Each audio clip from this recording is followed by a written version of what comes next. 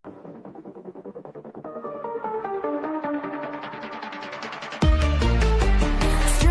up, she's in the zone, breaking it down from her comfy throne. Smart as hell with a side of flair, politics sass and a killer stare. Casey's lurking tail in the frame, chat's already playing their games. That target day, sharp and bold, hot takes drop while the chaos unfolds. Truth with bite within the way, still showing up every streaming day. Brains and vibes, she leads the pack, now buckle in, no looking back. That dark night, let's go!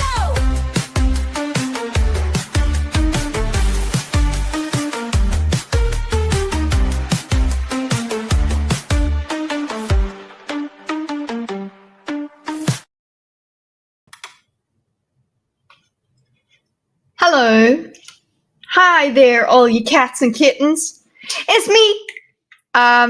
Yes, I'm back streaming, but I'm streaming at the wrong time. But the point is I'm here, okay? We're doing a stream. We're doing a thing. And yeah, we're having a cozy one. I like the stream the stream time. It suits your schedule. Well, Pappy, that's really cool. Don't get used to it, okay? It's just a special one today, because I almost did not, and then I was like, no, it's fine. I've got a free evening today, so let's just do it. And I want to just have a cozy one as well, because yeah, been a couple weeks, you know, and getting back into it. And what there's no better way to get back into trying to be an intellectual, okay? Trying to exercise certain intellectual muscles that are very atrophied in my brain, than to take a dive into a Boghosian video. But at the same time, okay, I call it a cozy Boghozy. That's what I meant by what did you see what I did there? It's because choosing one of his videos, it's guaranteed for me to enjoy it. So that's why I call it cozy. So cozy Boghozy. Now you have to vote no. I see you guys voted no, that you didn't see what I did there. So it's fine. I'm glad you're just here. So it's fine. Our short bus special, or being discount special, but a special one, short bus special, because I would probably be on the short bus. Yes, I wore makeup for you, Theo. I put on some blush and some what do you call this? Mascara. And I have got to try, guys, try not to touch my fingers, my eyelashes, because I've forgotten that I'm wearing paint on my eyes. So anyway, hi Mike. Good to see you. Yes, don't get used to this time slot, but as well, here we are. Enjoy this time slot right now. Okay, we're here. You can see me. How's everybody doing? It does look very good. Well done. Thanks, Theo. Theo knows that I'm not what's the name? I'm not exactly the most makeup-y of girls. So when I get it right, yay. No more blonde wigs. No. That's for Friday, okay? That's for a Friday thing. Also, I'm thinking the blonde wig comes next week when we do like a proper Halloween thing. Yeah, I'll dress up then with the blonde wig. I need to comb her. She's a bit squashed into a cupboard. So yeah, it's home time. Yeah, drive safely, Theo. Please drive safely out there on them streets. All right. Right, so yes, just so you guys know, the blonde wig will be back at some point. I didn't buy it for nothing. We need to get it wasn't a once-off thing. I thought it was Wig Wednesday. That's very funny. That would be great. But now I need a cabinet for my wigs, and then I will need more money. Super chat to buy better wigs. That would be awesome to do a Wig Wednesday, because if something has what's the name? If it's an alliteration, it has to happen. So there we go. Wig Wednesday has to happen. Hey, atheist gamer, how you doing? Good to see you. Did you dye your hair? No, it's just looking dark in this coloring with this this correction from excuse me. I might be coughing a lot this week. Yeah. Right. So anyway, is this the Timu shoe stream? Kitty looks so good, too good for this. Thanks. Oh God, no, this is not a Timu shoe. I will let you guys know when I'll put it under. You guys know I like annotations, so I will annotate myself and put Timu shoe underneath when I'm just reacting as a Timu shoe. You know that. I am doing okay. Just been a bit fatigued, but we good. We continue, and yeah, let's get into it. That's why I wanted to just ease into a nice intellectual exercise. So if you haven't seen the what's the name, the thumbnail, and you're just here because you just know you're going to enjoy it, yeah, we're going to be talking. We're going to be going over a Boghossian video that came out about 2 weeks ago. It was a discussion about why we believe things with his guest Bret Hall. So this is what we will be watching. Oh, I did not compensate. Hi. I'm gonna have to move here. Be careful with dye. Purple makes you retarded. Pretty sure it gets worse with the weirder color. Listen, you know what's weird? 1 of 44. So when I was in varsity, I tried to put purple in my hair, but the thing is, what I wouldn't do is strip my hair to make it lighter so that it would take on color better. So I just had like a purple sheen. So you could say that the weirdness, my body rejected the weirdness of the bright purple. So anyway, we're done talking about hair. Let's pretend we're smart, and we're gonna have an intellectual discussion here. I do have my mind map, my X mind up ready. Let's go here. But as we've started to do recently, I will only show it to you when I want to, when I've got a lot going on. But we'll focus on the video. All right. Hey, you Nork is so difficult to say. I love it. Is that Mistborn trilogy in your book collection? Yes, it is. That is it. And I am actually yeah, I'm on the Hero of Ages currently, but I'm doing it with a friend. We are doing a weekly chapter by chapter discussion over on the No One Asked You podcast. We don't do politics over there. We just read books. So it's not my channel. I'm just a guest on it. But go and have a look. It's called the No One Asked You podcast, and we talk about Mistborn. We're also doing Way of Kings. So yeah, if you want to go and see that, it's not smart, guys, but at the same time, yeah, become a member, and then maybe you will be exposed to my reviews of smut books. Okay, the good ones. Okay, not the milky mommy ones. Seriously. All right, maybe that's why I'm coughing as well, because I don't usually drink fizzy drinks. Sorry, bad memory. What's the podcast called? No One Asked You. There we go. It's called No One Asked You podcast, like that. Actually, I think there's a link like this. You can probably find I'm not a smut kind of guy. Don't worry, there's other Nicholas. There will be other things, Marcus Aurelius, etc., etc. Okay, right. Let us go. Let us get into this. As you guys might have seen Paffy hint about, after Marcus Aurelius, I have to be reading The Case Against the Sexual Revolution. So maybe reading the Case Against the Sexual Revolution and female literature romantasy will clash. We'll see what happens. Yeah. Okay. Let's go. Yeah. Also, I was tempted to just continue editing or do a stream while editing of that video, but yeah. Point is, it's still coming. Become a member and you'll see it. Anyway, let's go. Subbed. Yeah, you should be subbed, Michael. Guys, you should be. But just a reminder, it's a different channel. It's not like this one. It's a literature channel. Okay.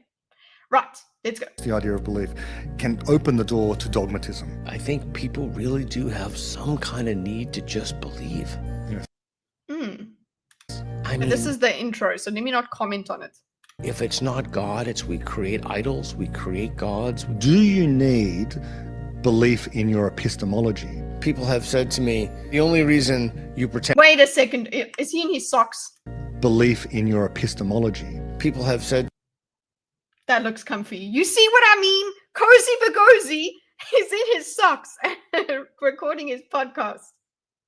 That's my man. To me, the only reason you pretend not to believe in God is because you want to engage in homosexual activities. Do you think they're moral facts? Is the short answer. Oh, it seems like we're getting quite into it. I think that should give us courage, exposure to other people's perspectives. Moving us in a good direction. You should ride that high if Sitch and Adam both called you a handsome young lad. Yeah. Yeah, his DMs are open, boys. I mean, girls. I say boys for everyone. I'm sorry. Bret, question me. You and I have spoken a lot about what we disagree about, but in fact, I think we agree far more than we disagree. Yeah, But I think so. obviously, exploring the agreements isn't always the most interesting thing, especially for anyone watching the conversation. Yeah. No, I like exploring agreements because you will inevitably find some sort of disagreement. They'll just look smaller. For us. Yeah. So let's have a look at the epistemology and how we come at reasoning differently, because often we reach the same conclusions about the importance of the Enlightenment, the importance of the West, or let's say atheism as well. Okay, so I'm just going to I'm not doing a timeline with my mind map just to keep track of the conversation, right? I'm not going to do a timeline, but I am going to do a mind map of the concepts covered. So I'm just going to put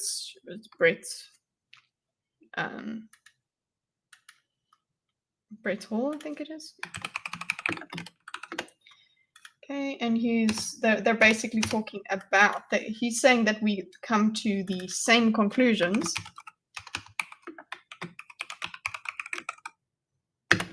Well, what would this branch be about? Handsome young lady instead of handsome young. You should read slower. Yeah. Okay. You've never seen me? I think he might have seen you.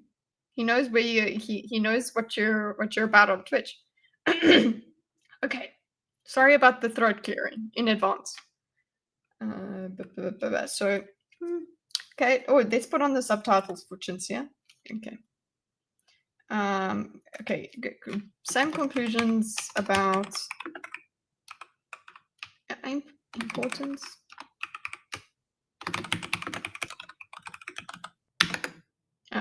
Importance of enlightenment.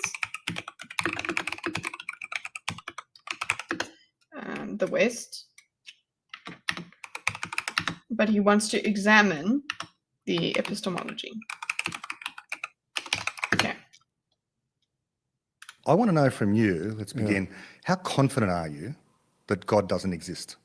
When you say God, what do you mean? Like what? Like do you mean like The traditional, let's say, Christian. that I'm God. extremely confident about. But if Okay, so extremely confident. Okay, well, let's put that there. Just the epistemology, and then we've got a question. Maybe I'll put a block per question for a mind map instead of a timeline. Okay, so existence of God.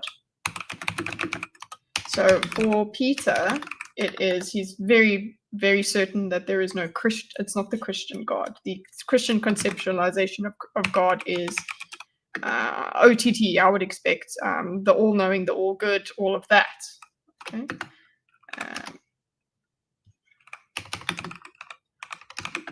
Convinced he doesn't exist. Okay. if you want to say a first cause or an unmoved mover, No, the supernatural wielder of miracles. Okay, yeah. So he seems to be the unproved. What do you call it? Unproved cause. This.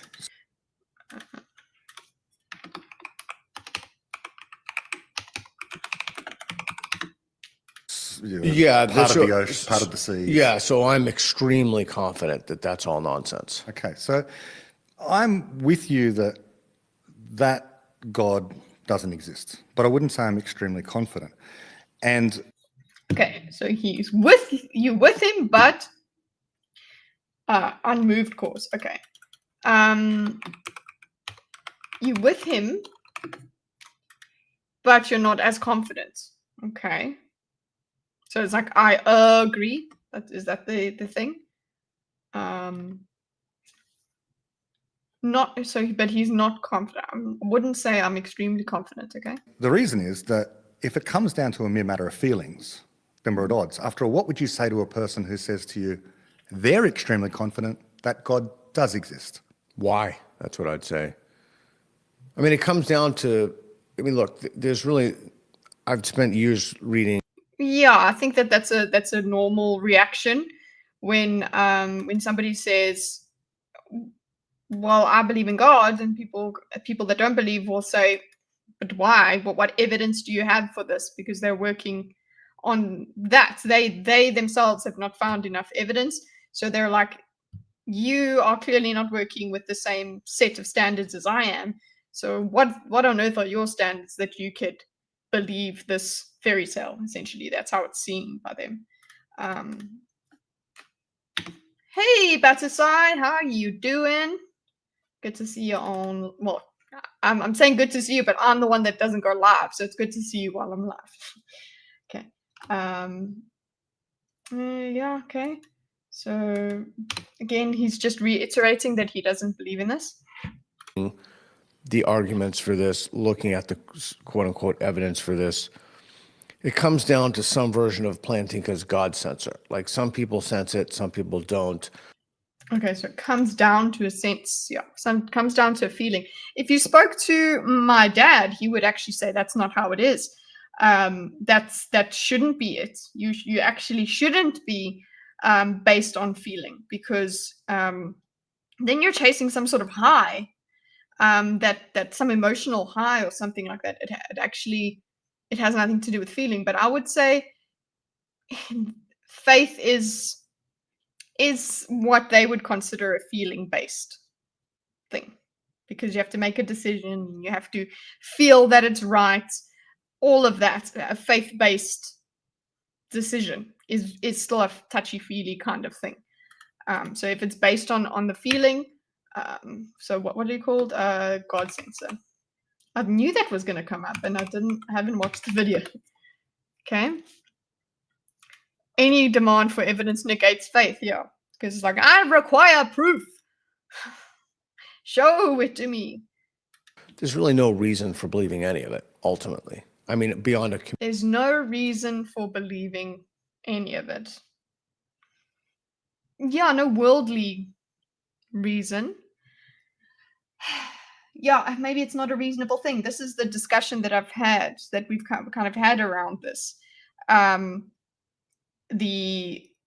Around the decision to believe, actually, like you get to the point where you realize how much you don't know and how you cannot grasp the depths of the universe, and then you say, atheists will say, I don't know, moves on and carries on, whereas believer says, I don't know because I'm human, God is divine, God knows all, God is the answer, and that's it. And there is an element of choice, I believe in that. Yeah, to take that step of faith. I like Peter Boghossian, but he has some weird reasoning when it comes to following evidence. He even says that he can't base belief on God for empirical evidence. Yeah, well, he can't. So wait, when people do believe in God, he can't base that on empirical evidence? What do you mean by that? You can't choose to believe, though. Yeah, yes, you can. You choose to accept. It's a weird thing. It's kind of like an acceptance of your ignorance. there is a God, or do you know there is a God?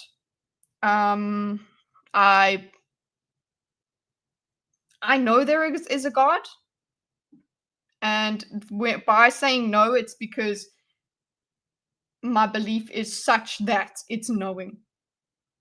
Like that's the thing, that anything that we know is, it's basically, it is a belief that's set in stone eventually. He says that even if he were to be shown empirical evidence of God proving himself, that he wouldn't find it convincing of God existing. Okay, why? That's interesting.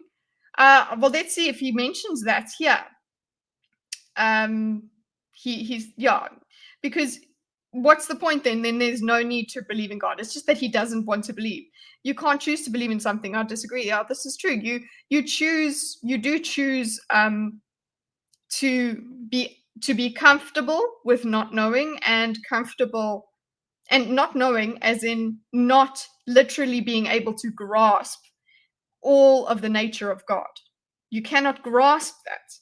And you decide to take that lack of grasping and realize you're mortal, and realize that God is immortal and above you. Yes, it's got a lot of feelings tied into it, because it's got to do with your spirituality and all of that, but it's still a choice involved. That's what I think. Choose to believe something you know is wrong then? No, you can't. Yeah, that's true. If you've been convinced that something is wrong, if you've been convinced, you're just lying to yourself. If you you can't choose. I see what you mean, Gray.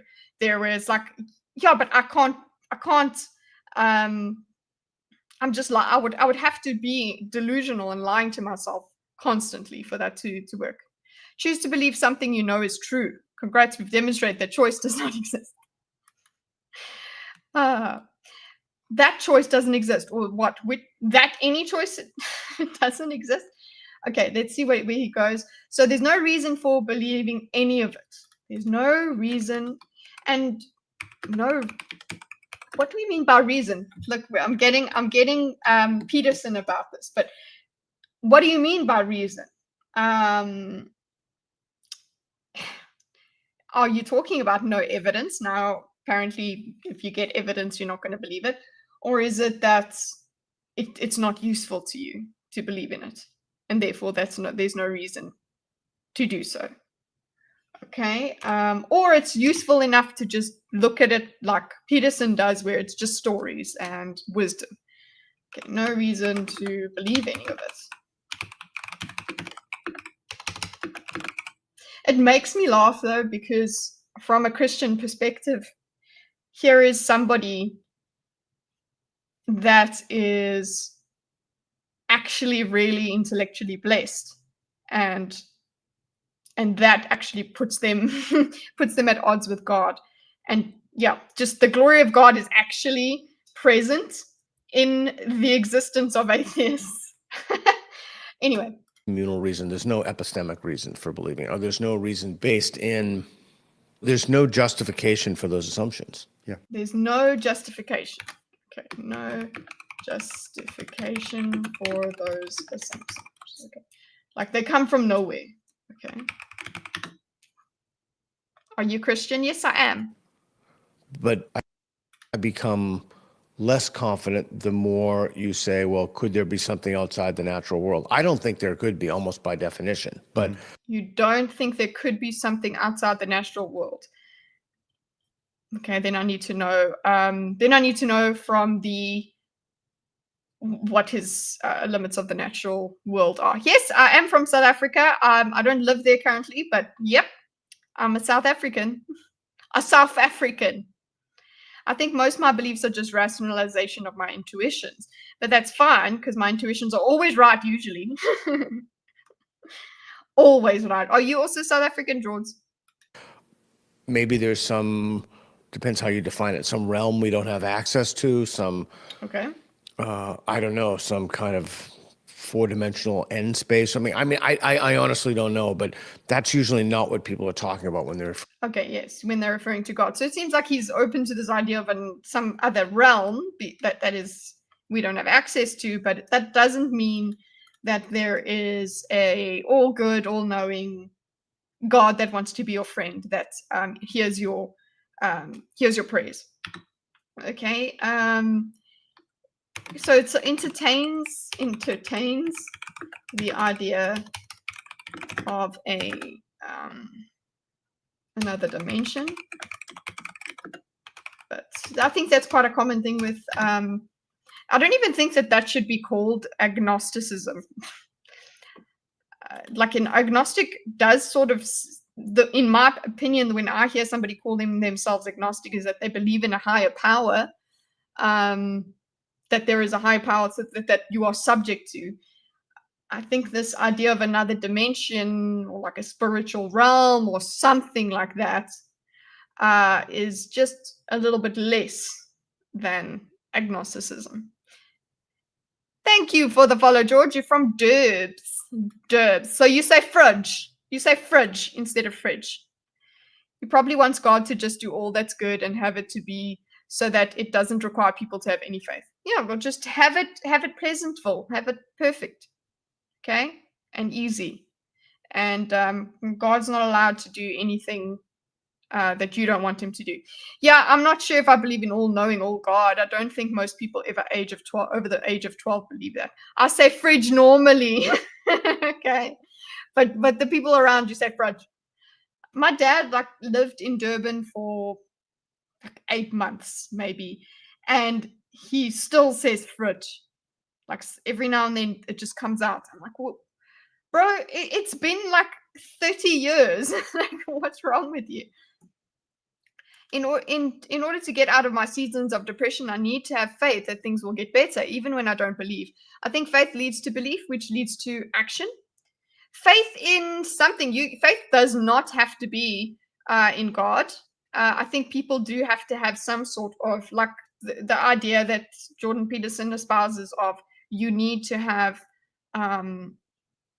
you need to. Well, we naturally have a hierarchy within us, and that's where our faith lies, or where we have a top priority in our lives. But yeah, belief, faith and belief. Belief is belief a feeling? Yeah, belief is a feeling. And they say H when they say the letter H. H. They say H. The English say H as well. Also, got to take Hera on a walk, sending love. Enjoy your walk with Hera. Hera. Yeah, well, there's a goddess for you, Hera. How does that differ from hope? Faith is knowing it will get better. Hope is hoping. See, faith is like faith, you have no evidence to expect it, to that it's going to get better, but you have faith that it will. So you're convinced it will. And hope is you don't know, but you're hoping for the best. You want the best to come out. There's less certainty in hope than there is in faith. Am I correct in my semantics here? Faith is like the brakes on a car. You don't always know your brakes will work. You don't always know, but you still use them. Is not knowing, it's belief. Faith is belief. But to the extent, like as I was talking about it, that what you know is actually still a belief. If we really start going really granular, what you do know is what you think you know about a lot of things in the world. I'm not talking about gravity, things like that. I'm talking about the emotional world, all of that. Those things are beliefs. You could eventually be convinced that, I don't know, the earth is flat, kind of thing. Faith requires belief. Hope does not. Yeah, hope does not. You don't have to believe that things are going to get better. You're just hoping so. You just anticipate. No, you don't even anticipate. You would just like it to. It would be your preference to have things get better. You can hope your brakes will work, but it's faith because you're pushing the brake pedal. Yes, and trusting on it doing something positive. Exactly. That is it. Yeah. That's a quite. Why have I not heard that? That seems like quite an easy analogy. Nobody's ever done that. Okay, no, belief requires faith. Belief requires faith, but not faith is belief. Okay. Hey, oh, there we go. Groovy's got it. Faith, belief, and hope are intertwined. So it's all intertwined, guys. It's all everything. It's cool, man. You know what? We should all just be smoking so that we can all perceive this on a higher level. Part of the supernatural. When you ask your interlocutor who is a theist, why? I think that's the most crucial question. Correct. Because it makes their claim about confidence utterly irrelevant. No matter how confident they are, You're that asking why. That's a has very no good bearing question. on the validity of their argument. That's And correct. so in the same way, I would say, you don't need confidence that there is no God. You just say, there is no God. Confident or not, it's a bad explanation. Yeah, no, Okay, so confidence is okay, so let's put this here. Existence of God is the main thing, and we've got Matt here, Hall, Brett Hall. Brett saying that confidence isn't actually part of the conversation, or doesn't need to be. The reason behind it is the why is more important. Okay.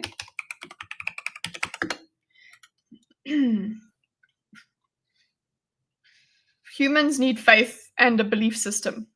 Whatever you put at the top of your belief system by default becomes your God. Yeah, I'm in that. I think so. I think that's how we work, just in general. So just for me it is God, but by default, whatever you think is the height of existence would be your God. That doesn't mean you worship it. This is another thing we kind of got into when we had the Jordan Peterson debates thing.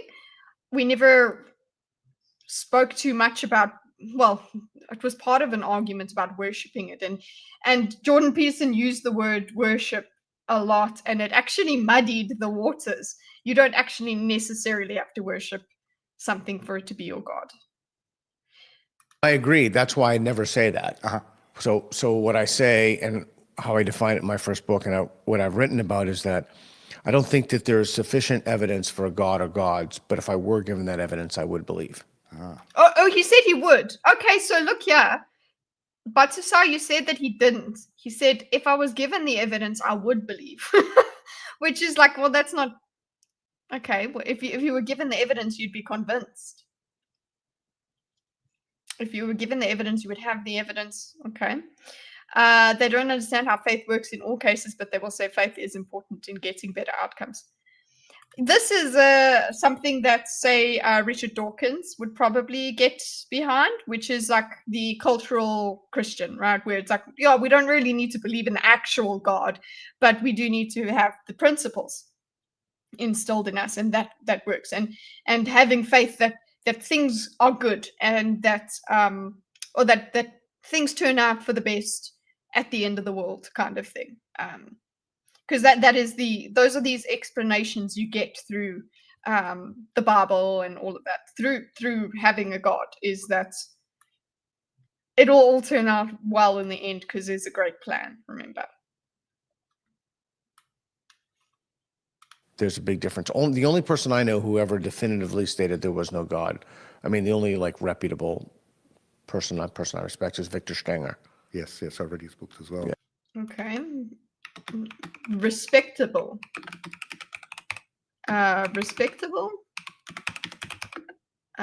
States of God not existing. Okay. He's amazing. Was amazing. What evidence would persuade you, therefore, that there is a God? It's a great question. So I've Okay, what evidence? Sorry, let's go. What evidence? Hey, AJ.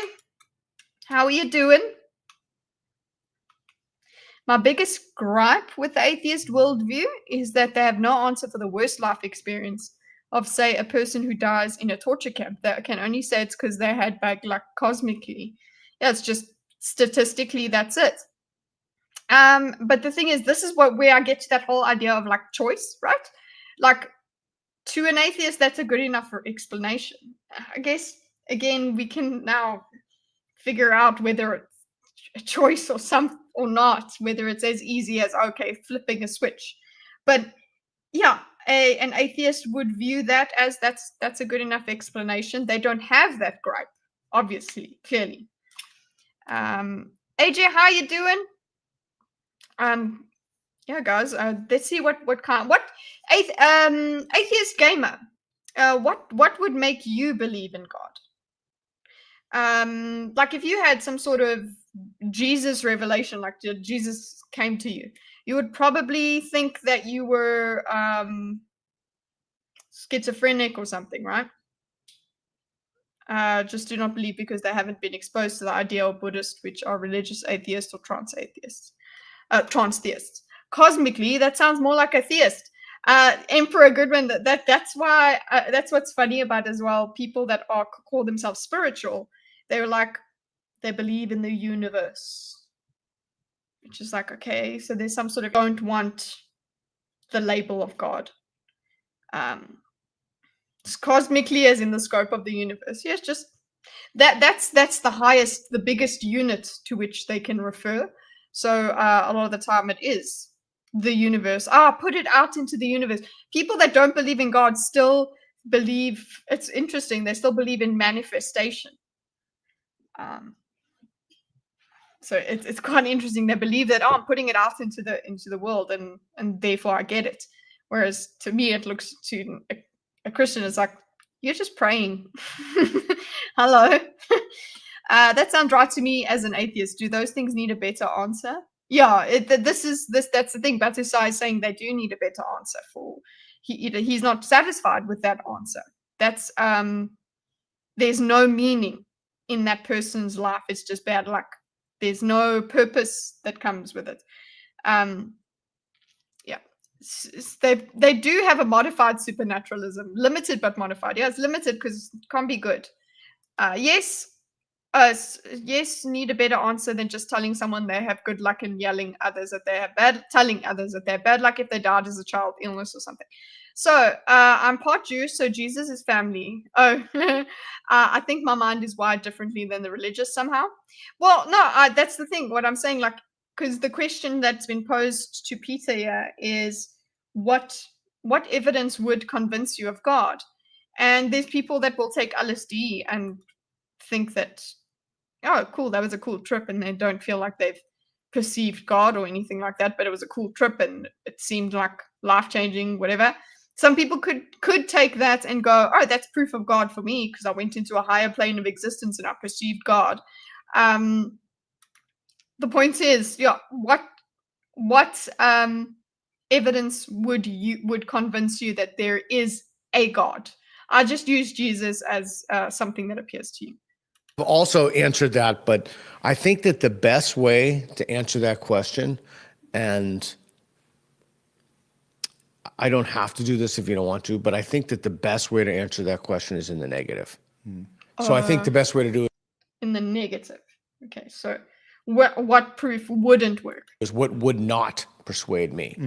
No empirical evidence would persuade me. In other words, you can't point to like a configuration of stones in Israel 10,000 years or whatever, X number of years ago. Okay, so like saying that, oh, look, the Bible states that this is true, this exists, and then it exists in our time. So, okay, that's proof. Okay, no. That depends on the evidentiary standard. Well, here's the evidentiary standard here. So he's saying no. What wouldn't? Okay, what wouldn't? What wouldn't? And we've got no empirical. Okay, stones in Israel. Yeah, that's an interesting part. What is my standard?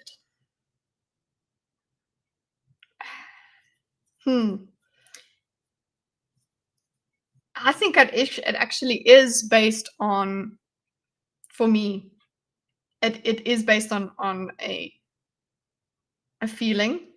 So sorry, Dad. It actually is. Yeah, a kinship, people talk about the spirit being upon them, that sort of thing. Yeah, like I literally felt a difference just when beginning to go back to the Bible and to acknowledging God. But that's not good enough for most people, and I'm comfortable with them not being convinced by it. It's fine. That's not. It's weird. I think part of people getting into the Bible is, oh no, I've got to now share the good word with everybody. I just don't feel like that would help other people. I don't think so. I think my favorite part of scripture and being part of Christianity is they'll know you're Christian by your love, and that's it. I don't want to push it further. I'll ask questions, and you'll be you, and you'll think what you think, and I'll think what I think. 2000, whatever, and say, aha, 2,400 years ago. Yeah. In other words, it's not a matter of evidence for you. No evidence could persuade you. It's not. It's not a matter of. Yeah. It's also not a matter of observation. So there would be. Okay, so not a matter of observation. So no empirical. So we got those, and then we've got the no observation. So, so then what could it be? What would it be? What would you said there's no observation you could have because of the God helmet, right? If we just stimulate certain parts of the brain, you're going to have a religious experience, and that just means our brains are designed that way, and that's it. So, yeah, I suppose it's just that's it. You just can't believe. No observation. No evidence because, by definition, the thing stands outside of evidence. Yeah, by definition, it does stand outside of evidence. This goes back to the whole conversation I had with Cade, okay? Because Cade is an ex. He was in seminary. He was going to be a priest, and he actually became an atheist. And so he stepped away from that. And we had this really deep discussion about. It's a members only video now, so yeah. But we did have a discussion about belief and him turning away from God, which is so weird because that discussion happened just as I had embraced God, like consciously.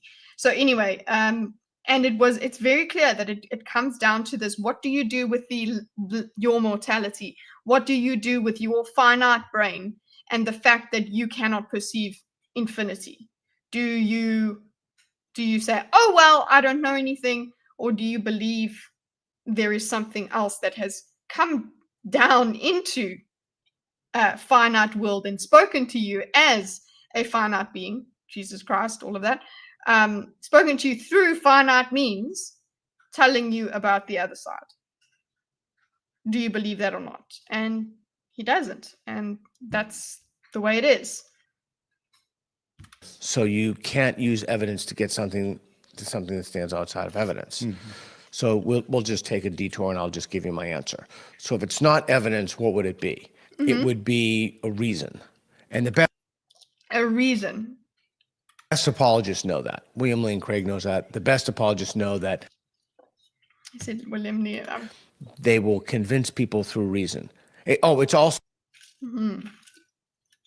If it's not evidence, not observation, but reason. So why should I believe this? I don't think. What are bad answers for this thing? What are not things that would not convince me as an atheist when I was an atheist? It's good for you. Oh, you'll have a better life. You'll have a happier life. No, okay. that's not a good enough reason, because you're still trying to tell this person essentially, hey, just lie to yourself and you'll be happy.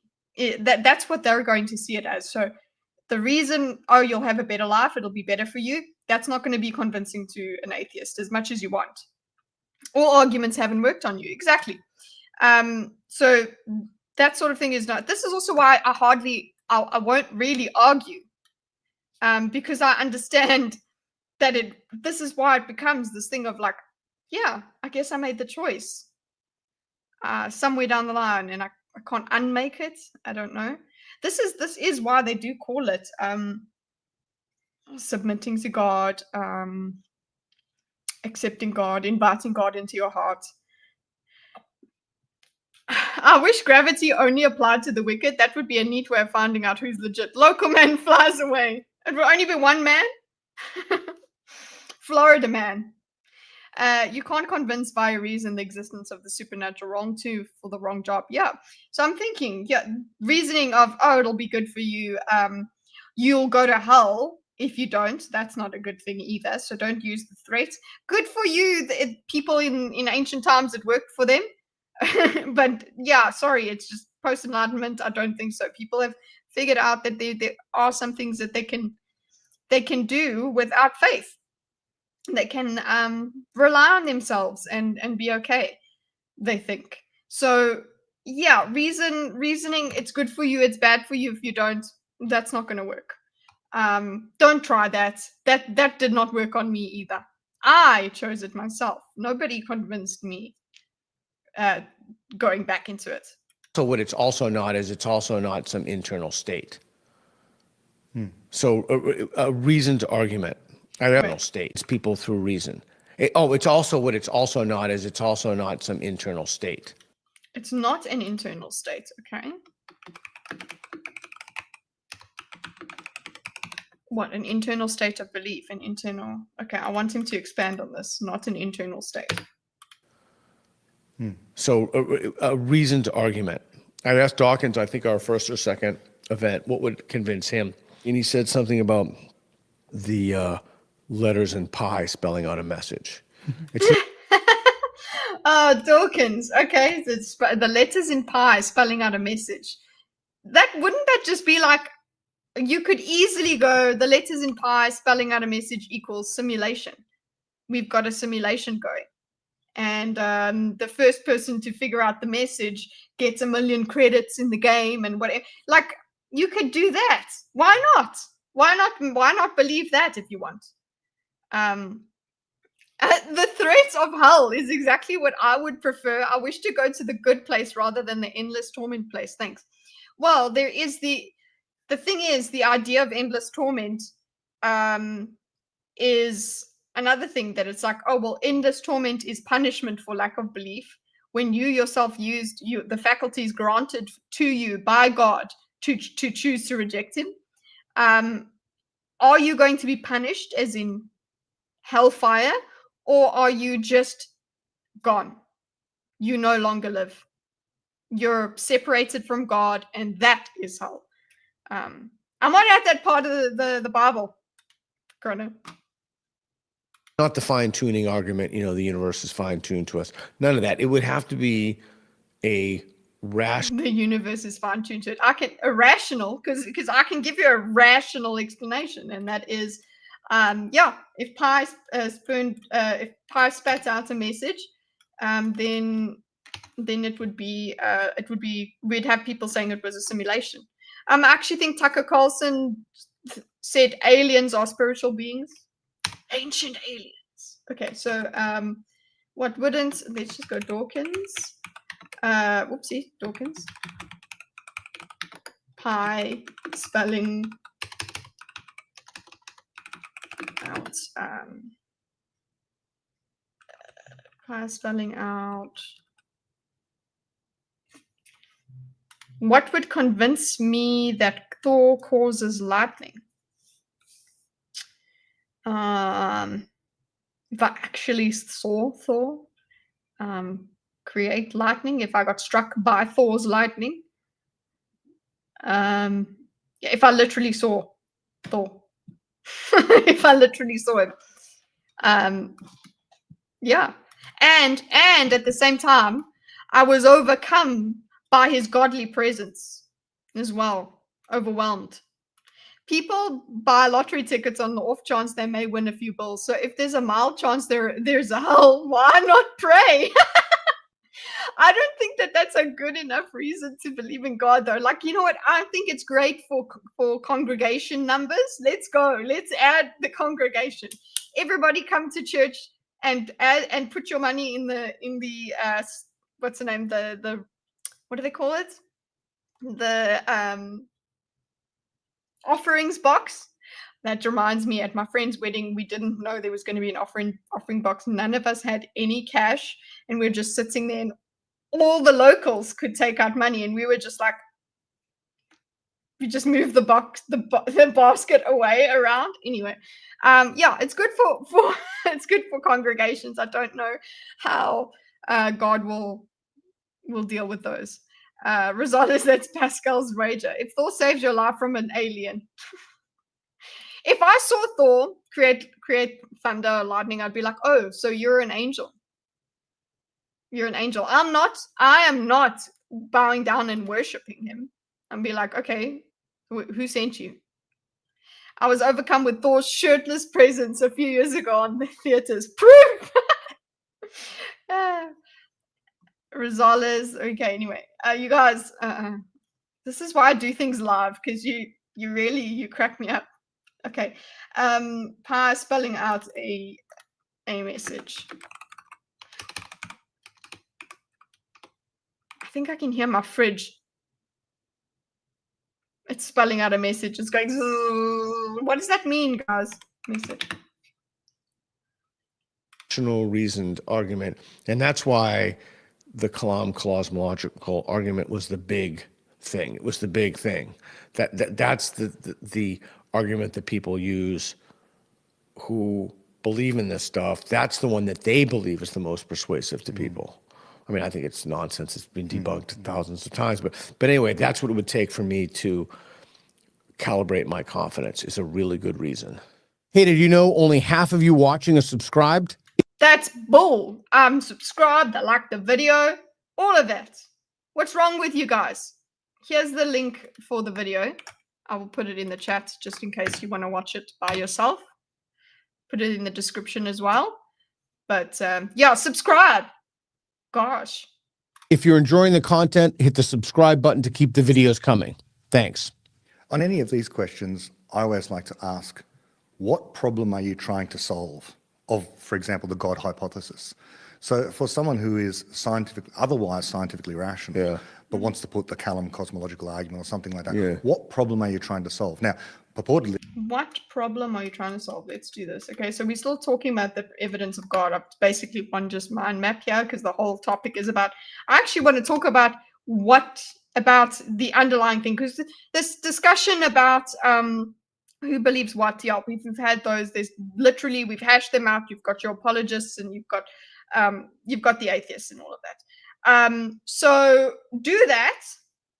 But I would want to talk about what makes people still need this. So if you're just talking about, okay, let's leave that question up in the air. But why do people seek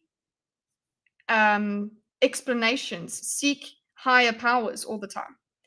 This channel is about thinking. Welcome. That's exactly what it is. It's exactly what it is. Napstar, welcome. I hope you will enjoy your stay. We're here to talk, to think, to try and make sense of things. I don't purport to know the answers, but basically we're just asking questions. So there we go. I like making mind maps and things of what I'm thinking about. So yeah, I was actually, the reason I started late today was I recorded a trailer. So enjoy. I don't know about that one though. It seemed really, I need to I'm not good at scripted things. Anyway, cool, let's go. It's not about critical thinking. I mean, guys can be critical, but it's mostly about thinking. They're trying to solve the origin of the... Okay, oh, sorry. By the way, I was supposed to go. What is the problem you're trying to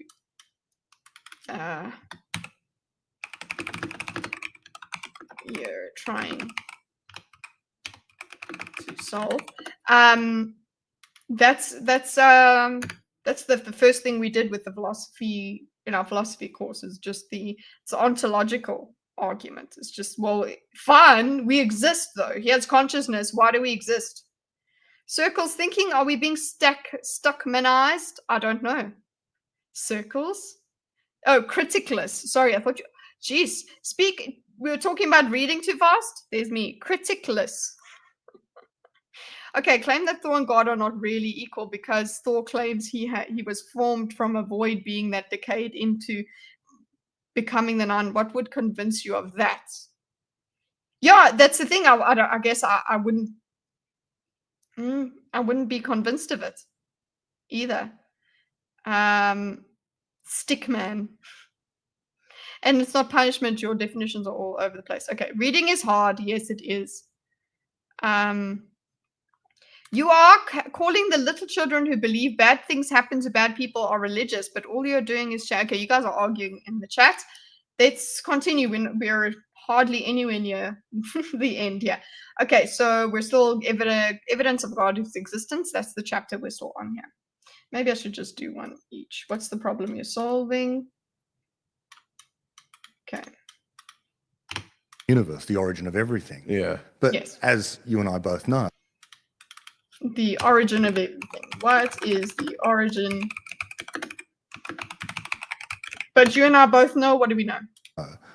that only pushes the explanation one level up. Correct. So instead of saying, well, we don't have an explanation for the entirety of reality, therefore let's postulate this God, who by definition has no explanation. Well, you may as well say the same thing. You may as well say the same thing. So yeah, so the fact is this going back to, let's go back, let him hear God, say this again. well, we don't have, that only pushes the explanation one level up. Correct. So instead of saying, well, we don't have an explanation for the entirety of reality, therefore let's postulate this God. Okay, so there's one thing we could do is we don't have an explanation, therefore we'll postulate a God. No explanation, therefore God. Is the same thing he's saying, okay? Or might as well. So I suppose like materially the same thing as Who by definition has no explanation. Well, you may as well say the same thing about Yeah. So the universe. So about the same thing, say the same thing as the universe.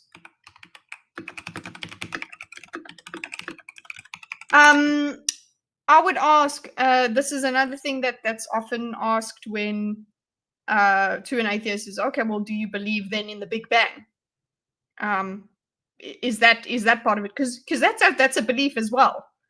You don't know, but you believe it. You have all these theories and explanations that help make it plausible to you, and you come to the conclusion that one day nothing exploded and became something. Like you're happy with that explanation too, or you're not as well, and you're just not happy with any explanation about anything, which is also a state of being. Humans are freaking, isn't life incredible? We can just have all of this vast array of beliefs about the world and then still exist in it, mostly with each other. what explanation is that trying to solve? I think for them, it's the old why is there something rather than nothing? I think that Yes, why is there something rather than nothing? And some people don't really need a why. They're okay with it. They don't need that to go further. Wadey, good to see you. If a person chooses deception, they get to taste the deceptive life. So too for pursuing truth. So you get to taste truth if you pursue truth. Okay. And everything in between. It seems that your choice is your reward. So you may very well gain the world but lose yourself. You gain the world. What, in atheism you can gain the world and lose yourself?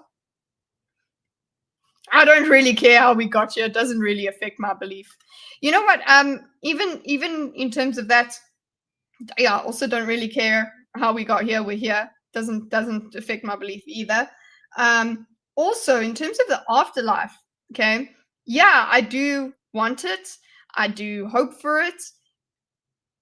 Heaven sounds awesome. But at the same time, that's not the reason that I believe in God. So I'm not believing, that's not my favorite thing about believing in God. I'm here, I'm existing here now believing in God, and that is very important to me. A lot of the devotionals and stuff that I've been reading are like, oh, think about what you have ahead of you after you've died. It's like, but I can't perceive that in any way. I don't know what it's like at all. All I'm doing is holding on to my belief here where I currently reside. Or you may be reborn as a sponge. Yeah, if you're an asshole, you'll be reborn as a sponge. Okay, be a good person, otherwise you'll be a sponge. Belief doesn't require facts or logic. Yeah. The Big Bang is scientific theory based on the evidence. Microwave background radiation, galaxy moving apart expansion. Atheism doesn't require to adopt a scientific worldview. No, it doesn't. But if you're looking for a why, and that fulfills it for you, you're just like, oh, it just randomly happened. Guess that's it. Polishing the stalagmites of hell. Wow, that's an image. Okay, so why is there something rather than nothing? That's an interesting thing as well that I hope we get into. I think that's what drives this search for belief. We have this innate thing that makes us ask why. Because life is such suffering, you want a reason for it to pay off. You want it to mean something. That's one question. I think it's a question of a weird kind of specious reasoning. You know, we know abortion is wrong, but if there was no God, abortion wouldn't be wrong. Therefore, if there was no God, abortion wouldn't be wrong. If there was no God, abortion wouldn't be wrong. I think people could still ascribe to morality without God in that way. They can still purport to believe in the sanctity of human life because they themselves value their own life. It can still work. But anyway. See ya, 1 of 44. Enjoy your restart. If there was no reward for being Christian, heaven, and being saved from your terrible behavior, then I would act very differently as a person. So you're like, it's not worth, I'm not going to get anything from this. I'm in it for the forgiveness, man. Watching She-Hulk, Attorney at Law. Well, that's hell. That's hell. If I'm honest. Okay, so yeah. Okay. Let's go back a bit. We know abortion of a weird kind of specious reasoning. You know, we know abortion is wrong, but if there was no God, abortion wouldn't be wrong. Therefore, we know that this can, if you go all the way back, if we the whispers, the echoes of Christianity make morality is an underlying argument I'm sniffing out here. There has to be a God because we know abortion is wrong. So they're positing it. The explanation is that they're trying to solve is how we know there's morality. How we know there's morality. Okay, instead of why. Okay, so wait, say we've got the why is there. This is the question he's put. Why is there something rather than nothing? Okay, and then he's also got why do we have morality?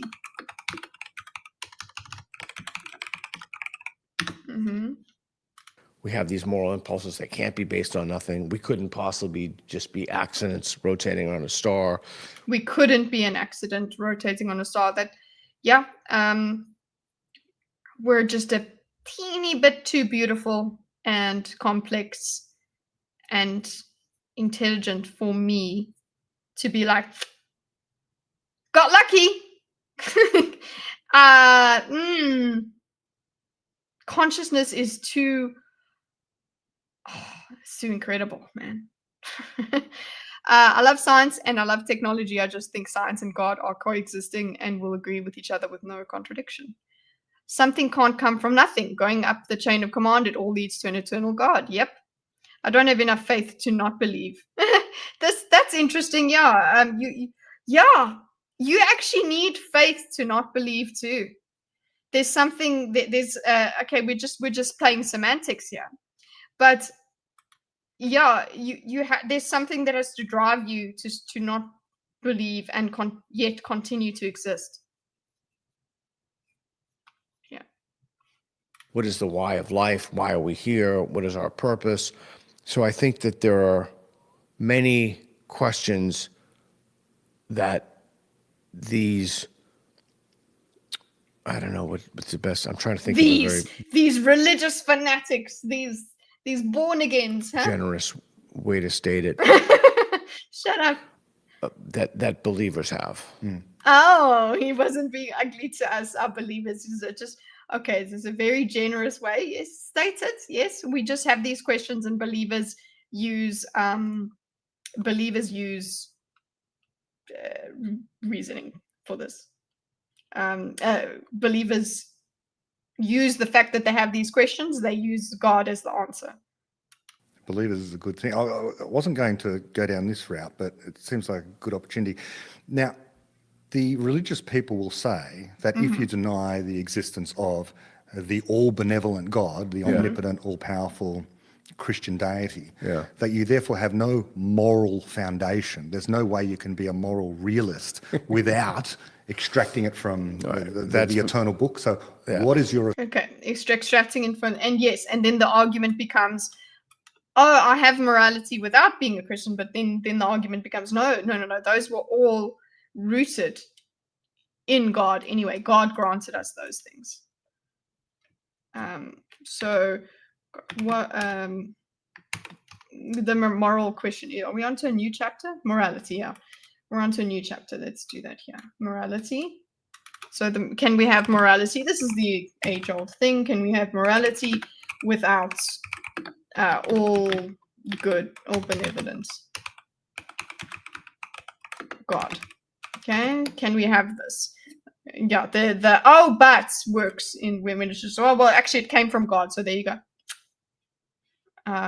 response to... Yeah, that's been answered. I will say it has been answered. It's been answered on all of these things have been answered, and it really eventually comes down to what you choose to believe, or what you believe, what works, what fits for you. Couple of, I think you'll like this. People have said to me, the only reason you pretend not to believe in God is because you want to engage in homosexual activities. Okay, so this we got in the preview. So somebody has said to him, Lord help them. But somebody has said to him, no, you pretend not to believe in God. Okay, you pretend to not to believe in God because you want to just be homosexual. First of all, that's an awesome statement. No, but okay, ma'am, because I feel like it's Karen over here. Okay, how is this Christian of you to say? Because at the same time, you're lashing out at the person. Okay, you're just lashing out at them and being angry with them for not believing in your God. Cool, go and live in the Old Testament then. Just go there. But yeah. How is this convincing him to believe in God? But anyway, I guess that's not the point. My wife is going to be so disappointed. Does that mean that my atheism requires you to be homosexual? Yeah, sorry, atheist gamer.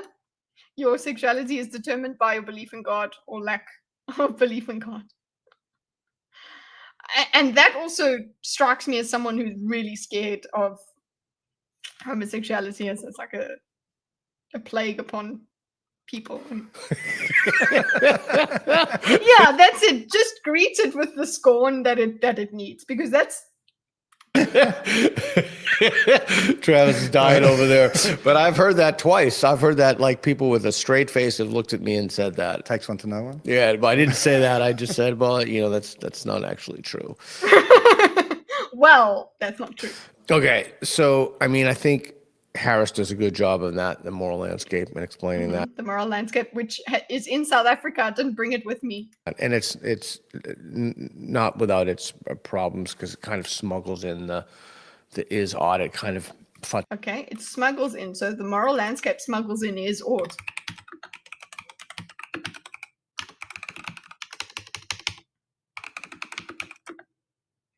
Is odd. doesn't solve the problem of moral relativism, does it?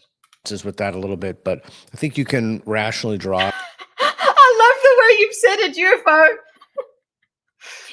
UFO Mega. That's beautiful. You must confirm your atheism in the bosom of another man. That is beautiful. Like, welcome to Atheist Club. Confirm your atheism in the bosom of a man.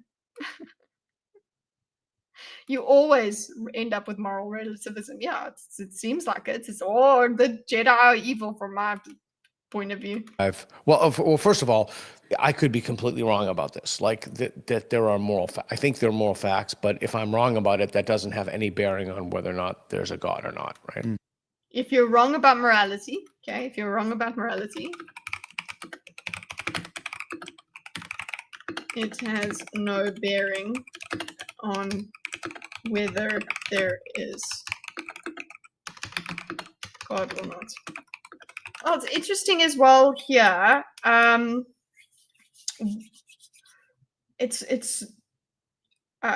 Please give Axel extra cuddles for me and Hera. From me and Hera, do you think Hera would be not good to Axie? He would probably be very scared. Thank you so much, Michael. I will give him extra loves. He's part of also the chaos of last week was and this week actually, Monday as well. The cats went to the vet, and these cats are indoor cats. They do not go anywhere. And they went to the vet, and Axie was very upset. But yeah, it would be so interesting to see how he reacts to a dog, because he's big stuff and he bullies his sister. Means I'm this big dog. Oh, also Hera's beautiful. How's she doing? Okay. Also, how do you not, you have dogs in the world, guys.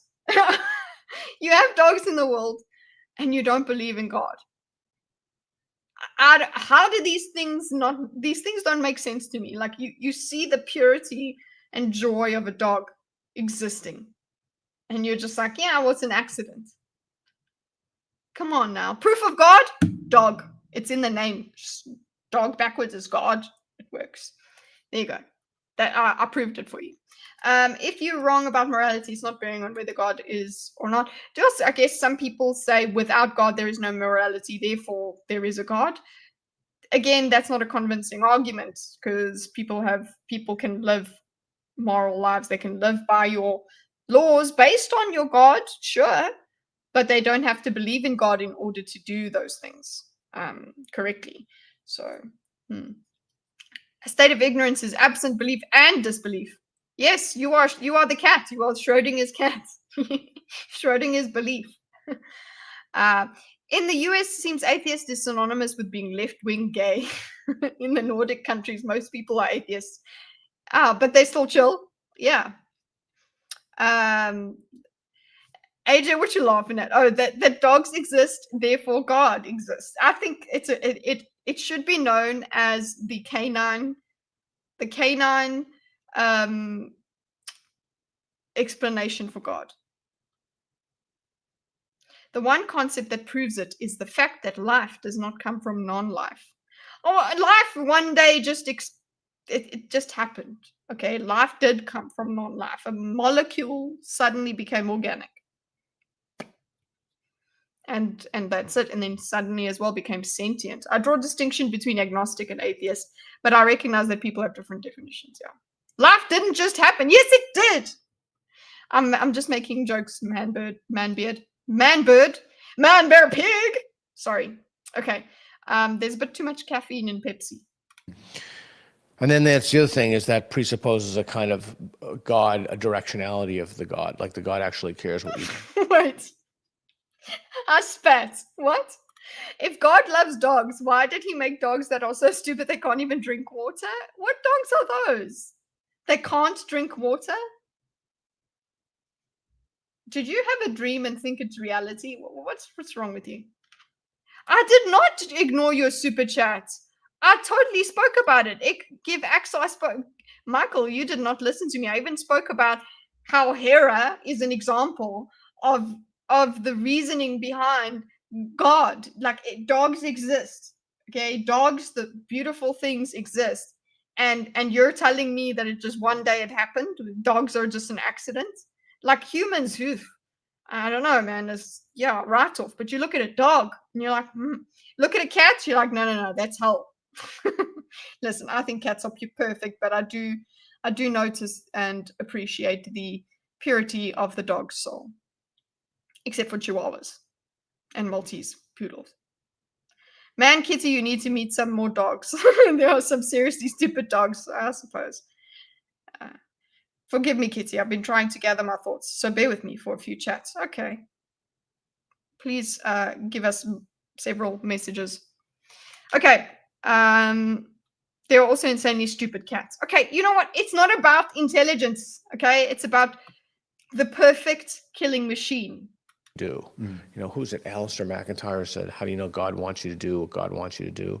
So you have this idea that, you know, it's Hold up. You guys who's it? distract me. Alistair McIntyre Super chats only. said, how do you know God wants you to do what God wants you to do? So you Read the have Bible. this idea that, But then you believe that means that you believe that other humans heard the voice of God. you know, it's the problem that goes back to the Euthyphro about piety. Is it just because the gods love it, or the gods love it because it's just? So I think you can rationally derive moral truths. I could be wrong about that. Okay. You can rationally derive moral truths. And he agrees he might be wrong about that. Moral truths, but you can. That's when that for me is when moral relativism starts happening. Okay. That for me, when you're starting to trying to rationally find these moral truths, you can switch up the rationalization and say this is what the truth should be. I'm already kind of a deist, a deist or an atheist. Everything I've ever experienced indicates that the universe is fundamentally orderly. So whatever the basis for that order is, the cosmic window.exe files can be God. So you have this higher things. Oh, look, guys, it's cheap viewers. I missed you, cheap viewers person. Thank you for that. I can't do moderation over here.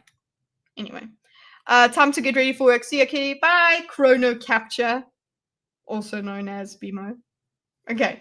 Can rationally derive moral truths. Could be wrong about it, but yeah, for me, it's. Let me put a comment here on my mind map because maybe I will need it later.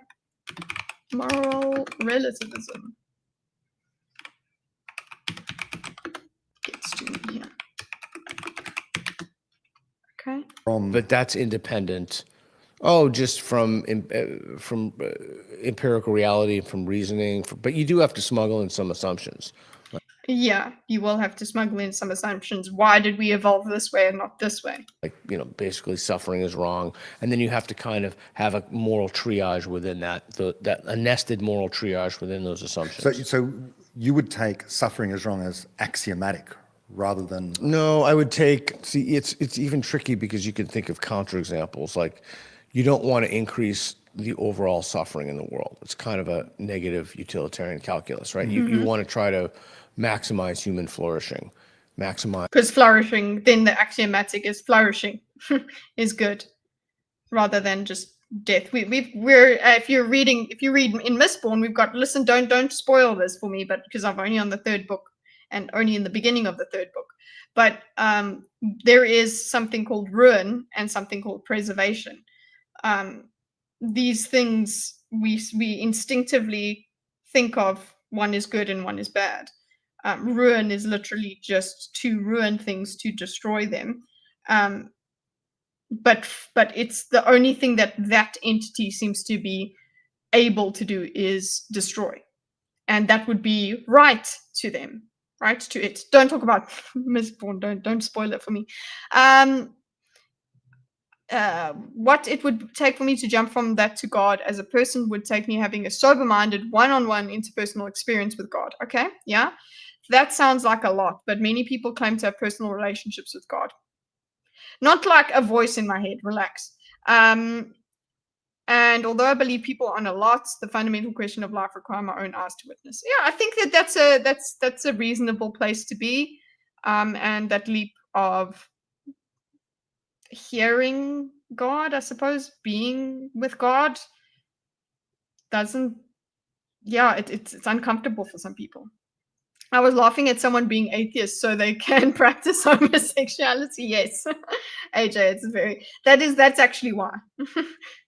Also, I'm already a cultural Christian. The philosophy of Jesus is the best to build society. So I started believing in God. It would be Christian God. If I started believing in God, it would be Christian. Yeah. Best God, Christian God. Guys, well-being. It's not just, I'm not a consequentialist, although I have some of that in my thinking, but You could go, suffering is bad because I've suffered. I've had suffering and I did not enjoy it. Therefore, I think suffering is bad. But then we also have people that actually enjoy suffering. So what does their world look like? Oh well, they're not as prominent, and so on average we'll lean towards suffering is bad, therefore flourishing, not lack of suffering, is good. If we just only thought about ourselves. But why should we care about the other person? Why do we care about the other person? Oh well, biologically, evolutionarily, we're supposed to care about the other person because it helps us to thrive. So it's all about us. What is it? The instinct to survive makes us work with other people. What's up, Bush? Because God cares for them too. Yes, exactly.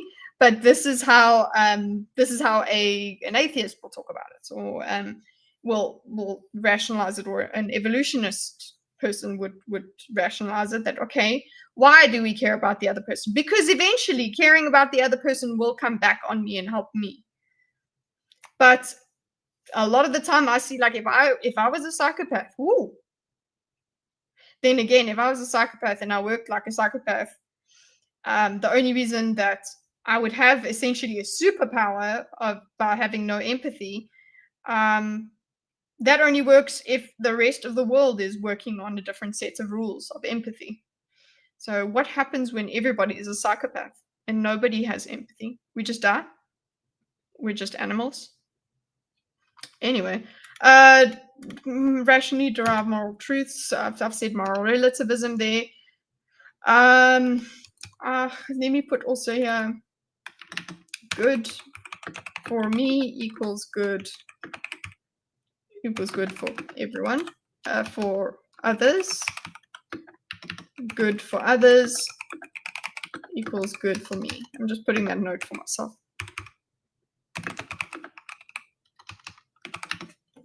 Therefore, we keep it going. So that we're demons then, if we're all psychopaths and we have no empathy. We don't give a damn. It's just destruction. Then you just cannot exist. You're not for existence. I'm trying to think. Well, yeah, you can still. Do we just, if we are all psychopaths and lack empathy, do we all just kill each other? Then it just becomes the law of the jungle, essentially.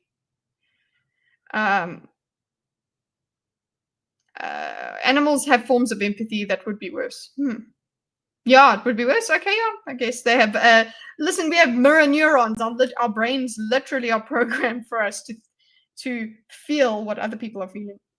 Well, if you're lucky. I do think that I have a strong deontological strain. There are rights, there are responsibilities that we have. There are certain ways we ought to treat people and that we ought not to treat people. We ought not to impede upon someone's dignity. And I don't think, just parenthetically, but important to note, I don't think that attacking an idea impedes upon someone's dignity. Attacking an idea, I'm in agreement. Attacking an idea doesn't impede on someone's dignity. But there is, okay, how are you attacking it? Is it really just the idea? Is it the person? I don't know. But I think the way that he does, attacks ideas doesn't seem to be attacking someone's dignity. He's literally asking questions, unless he's making fun. People think, well, it's a part of my identity. You can't talk about it, or you can't. I just think that's just nonsense. That's an affectation that's been stitched together in a kind of weird Frankenstein.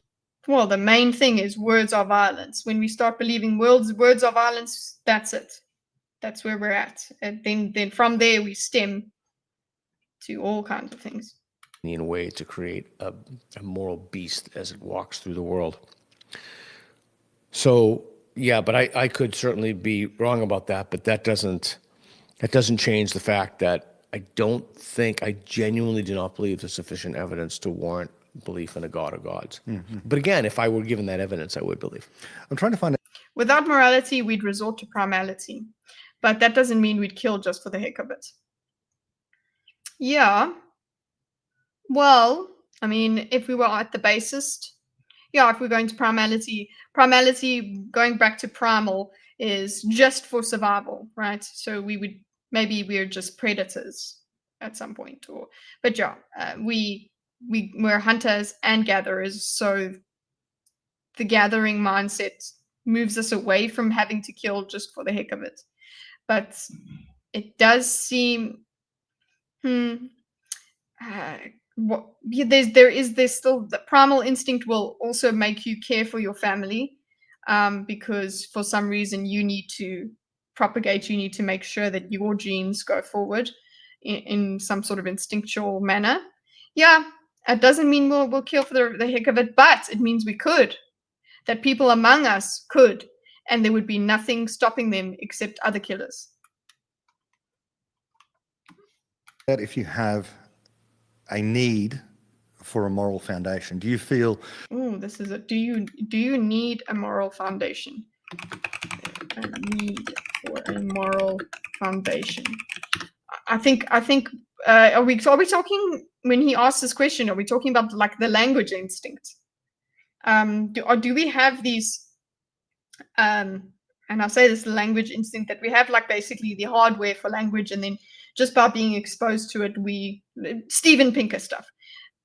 Is there like a morality part of your brain that is activated through your learning as well? Because I feel like you can't exist without some sort of moral foundation. You can't have consciousness without some moral foundation, some sort of learning, some sort of rule of how the world is in your mind. So you could be raised by wolves, like AJ, and you live by the rules that weren't necessarily told to you actually, but you were taught them through consequences and things like that. Oh, damn, that's another thing that I wanted to also talk about is gentle parenting and all of that. Amira Odom did a really good video on gentle parenting and opened my eyes to actually what there's something called permissive parenting. Anyway, ADHD. psychologically compelled that unless you begin with some axiom, like Harris does, for example, he wants to defend moral realism on the basis that the worst possible misery for everyone is the wrong state of affairs, and you want to move away from that. And from that, he says, well, therefore, you can have a science of morality. Yeah, so it's the he's expanding on this idea. Is there a need for a moral foundation? Axiom of worst outcome is bad. Therefore, try to, but that's utilitarian. To increase goodness in the world. In the world, science of morality. I basically got maybe a quarter of the way through the moral landscape, and then I was on to some other stuff. We try to increase goodness in the world, which is upsetting me because I don't want to re-buy the book. I know it's at home in South Africa. I just bring it all the every time I go back, I bring books, bring books back. We try to increase goodness in the world. Science of morality. Okay. You could begin scanning the brains of people in some distant future in order to figure out what is maximal human flourishing, and so therefore it brings morality within. Maximal human flourishing is you kill us all down to maybe like a couple hundred, and like somehow we just have machines maintaining us, and we're just high all the time.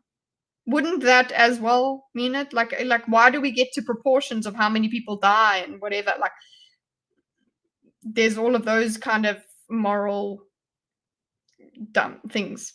I haven't read Sam Harris. Is it worth reading? I don't know. It's worth reading to exercise your brain. It's not like, oh, it changed my life kind of thing. Lots of people. Sam Harris has some kooky takes in the world, but this is his life's work. So go ahead. He's a philosopher. Sadism, I believe, grows from negative emotions like fear, hate, and belief in chaos. If the world seems unfair at root rather than be evil, then a deluded sheep.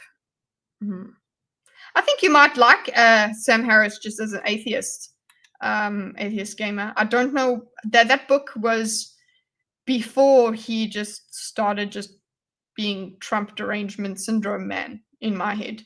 It was just, he was quite a logical person, and I enjoyed that. Within science, do you think that's possible? Yeah, it's funny. I was at a conference. I was at a what are those things called? Not a conference, but a con. No, it is. That con is short for conference. What are they called? Expos. An event, and a woman started crying on stage. Oh, no. I texted Sam. It was like, don't laugh. This woman's crying. She says, "You're a utilitarian. How terrible is this?" Okay, so she's crying. Listen, okay, that's how we win an argument. Well, unless you're Peter Boghossian, because if you cry in front of him, he's going to just text his friends. I mean, people get like really upset about this stuff, like just super upset about it. Like, yeah, because it's the core of their being, and they want, and I don't know, it's because you're maybe, if you're casting judgment, or they feel that you're casting judgment upon them for something they believe wholeheartedly with their mind, their body, their soul, everything, that will make them crumble, I suppose. But there's also this like built-in thing that it's like, yeah, I don't really care about what you think about my belief. I care about what God thinks about my belief. Crying is not an argument. Tell that to the judge. to a degree that I never would. I did an event, Reed and I did an event with Michael Schellenberger and Michael Shermer, and both of whom are very good friends of mine. And Schellenberger is a Christian, and he said to me in that, yeah, there are only about 4 or 5 people who can live without God, and you're one of them. Oh, and okay, so well done. There's only 4 or 5 people that can live without God. You're one of them. Cool. Okay. And I know, what did he say, Reed? He was like, I know all of them, and 2 of them are right in front of me. me or 3 of them, me, Sherman, Reed, right in front of them. That's an interesting way of looking at it. I know many, many, many people can live without God. Should they? I don't think so. But I don't want them to just pay lip service to God either. So yeah, if they're not truly believing, then what's the point? I don't know. That's why I'm not so evangelical, I don't think. But I don't know. I just don't have that psychosocial need. I just don't. He doesn't have that need. I don't know about psychosocial, personal. Don't say psychosocial, psychological yourself. You don't have that need. You don't have that grasping for something awesome. I think you're just happy on your own. I just don't have, I mean, I couldn't care less. I wouldn't possibly live my life anywhere different unless it was, I mean, if I were really convinced, then I think I'd be a fire and brimstone Christian, because so if he got really convinced, then he would be like, wrath upon thee. I will scourge the earth. Okay. Interesting. Okay. It would be like, no, if you do believe, because you have to be very principled, then you will be, yeah, you will look at an atheist and you will see somebody that is doomed to hell. Somebody that is going to be in damnation, and you are broken. Like, you guys know, I really like Peter Boghossian. I should be very upset and very sad thinking about his afterlife. But for me, if I was fire and brimstone, I would be like, he's done, he's dead, this guy's gone, we need to save him, we need everybody get together and we got to save Peter. Okay, there's no cozy Boghozy without God. We have to. But actually, no, that's between him and God. For me, as far as I'm concerned, it's between him and God when he reaches the afterlife. I don't know what the afterlife is like. It's yeah. But then at the same time, people are like, no, but how do you then believe that the only pathway to the Father is through Jesus? It's what I believe, but I still have hope for people that don't believe. I think that's okay. There are many things I'm sure you believe that you can't ask the author about, but you still believe it because it was written. There's a lot of stuff that is written in the Bible that you're like, I know why you wrote that. What about the godly atheists who don't cheat, steal, or lie? I often wonder.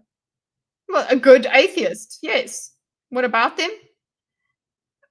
What, like the thing is, you are not saved by your acts anyway. So you're not saved, you're not given grace for being a good person by God. That's the whole point of Jesus. And also, if we're talking about grace, I'm like, I don't know, I feel like you kind of would be able to explain to God where you came from, why you didn't believe, and this is the way that you thought, and this is the way He made you. And I don't know, it's between you guys. That's what I hope, but maybe that makes me go to hell because I don't see atheists as going to hell. Because I should be as fire and brimstone as God, right? I don't know. I have hope for you. Where does those virtues come from if not God? Well, that's the thing. People are saying morality is proof of God here, but they're like, no, we can come to morality without God. We come to morality through evolution. I mean, how could you take it lightly? I mean, it would have to be something like, holy shit, like the creator of the universe gave us these laws. And I mean, it would be like, that's a huge deal. That is a huge deal. Yeah. You should be very scared if you work on the wrong day of the week. So I don't see how anybody couldn't be fire and brimstone, but I just think the whole thing is so silly. The whole thing is so silly. I mean, if you go into a Catholic church, you will see that some things are it's where there's this when they quote the gospel, you do certain rituals and things, and it's like, where did it tell you that this is what you have to do when the gospel is quoted? All the ritual that's been packed on to belief in Jesus is insane. It helps with the whole this is very silly idea. But anyway, I admire what you said. I hope that it was admirable. Thanks, Atheist. As long as you're happy. I appreciate you being here. Yeah. And always giving us the reasoned perspective from where you come from. Atheists have faith too, just in something different. Yeah, that's also this thing that they have faith in. It's a different way of being. That's actually why I really appreciated that other person earlier saying you actually need faith to not believe, because you actually need it's a lot of work. I feel like it's a lot of work not to believe in God or believe in something. It's a lot. Like you what's the oof? How do you not just want to die? What's the point? Your life is not sacred. But I guess you're happy. You're happy. You're enjoying life. You're like, you know what? Life is better than death. I suppose that could keep you going. It kept me going when I was atheist. What puzzles me is within the atheist movement, there still seems to be, and I'm a card-carrying atheist, but there still seems to me a tendency towards a religious type of thinking. So in the case of 100%. Tendency, yes. Okay, so we're getting onto atheism as a religious type of thinking. Yeah, okay. As religious thinking. Let's see if the atheists in chat agree. 100%. And I don't mean to pick on Even Sam atheism is a religion, but it has become a religion. He wants to pick on Sam Harris. He doesn't mean to pick on Sam Harris, but he's gonna. Don't mean to pick on. just the reasoning method. So because there is this need to counter the idea that moral realism doesn't need to come from, Granted, the Christians are moral realists. They say there's a definite right and there's a definite wrong. Fair enough. And so we want to preserve that. But the way in which many atheists try and get there is by recreating a kind of religious morality based upon a foundation. The Christians Correct. have God, but let's get rid of God. We'll have a different foundation. Yeah, correct. And the Popperian view of this is you need no such foundation in morality any more than you do in physics. What you need no. Atheist has religious thinking. I'm writing in my mind map. Atheism is religious thinking, in that it still creates a moral framework. Okay, it still creates a moral framework, a way to live without. So we replace God, but with another way of being. Okay, a moral framework. But now he's saying you actually shouldn't. There shouldn't be such a foundation. do is you need no such Our definition, it shouldn't have a foundation. foundation. The Popperian view of this is you need no such foundation in morality any more than you do in physics. What you do is Okay, sorry, before he says that no need for this foundation in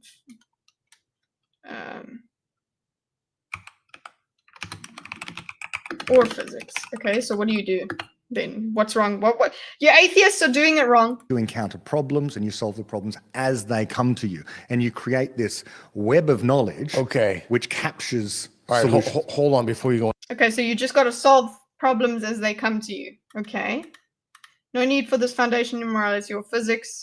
Solve problems. Okay, what is the good thing or the bad thing that happens to you? Siddhartha Gautama, known as the Buddha, also asked these questions in the 5th century. Maybe some has atheism as a religion. My position is that atheism is the default position. Yeah, that's the starting point. I don't know, therefore, but it is a position that primarily exists in the Judeo-Christian civilization. So yeah, you're in the Judeo-Christian civilization and you're rejecting the Judeo-Christian religion. That's what atheism is. You're putting yourself outside of it. Morality comes from an inner desire of what feels right, and yeah, it could feel wrong. It could feel right for other people, but yeah, what feels right to you might not feel right to someone else. Any further, because I realized I didn't answer your question about brain scans, but now we've gotten back to this explanation. But you need a value system because you need to know whether or not you should spend time on a problem, or whether or not, like, you would need to. So it seems like, Carissa, you're saying there's like an instinct anyway. We have a moral instinct anyway. We don't actually need to discuss these things or lay them down formally. It just happens. So I'm putting words in your mouth there, but I'm just taking the idea. Because he's saying that there doesn't need to be this moral framework, but there does. I'm in agreement with Peter Boghossian here that there is a value system is needed.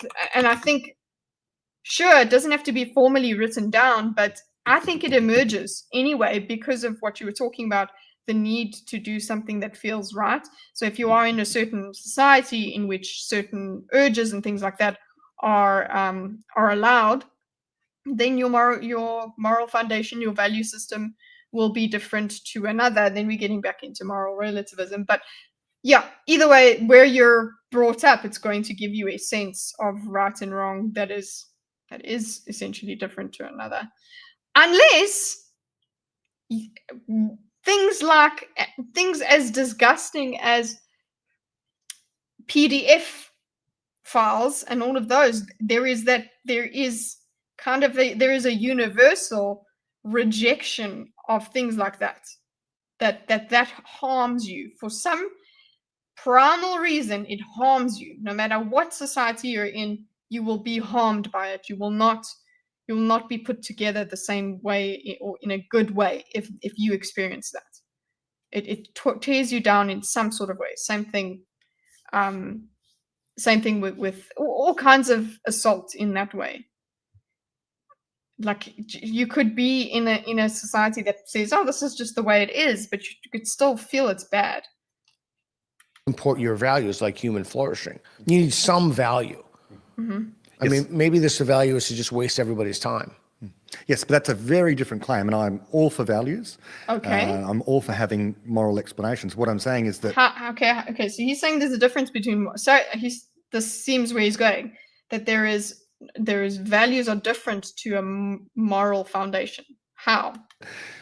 the view of the religious person and the Christian is typically to say that moral value is incontrovertible. There's no possible way I could be wrong about this. I cannot improve upon the word of God. Right. And some people who want to replace the God idea, they do the same thing by saying, here is my incontrovertible thing. For example, there's nothing worse than the worst possible suffering for everyone. Right, I need to have almost like Archimedes' pivot point. I need this one. So then it does become the confidence, I suppose, of this a value system. What, having a value system can be wrong. You know that you're wrong, but the way that an atheist does it. So he says value system is differs from moral foundation in what? I would say in rigidity. It's that, okay, you acceptance value system, apparently a value system accepts it can be wrong. I don't think so.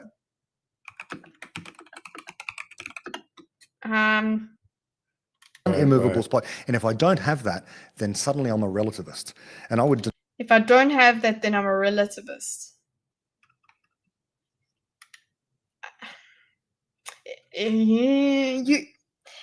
You're using relativism.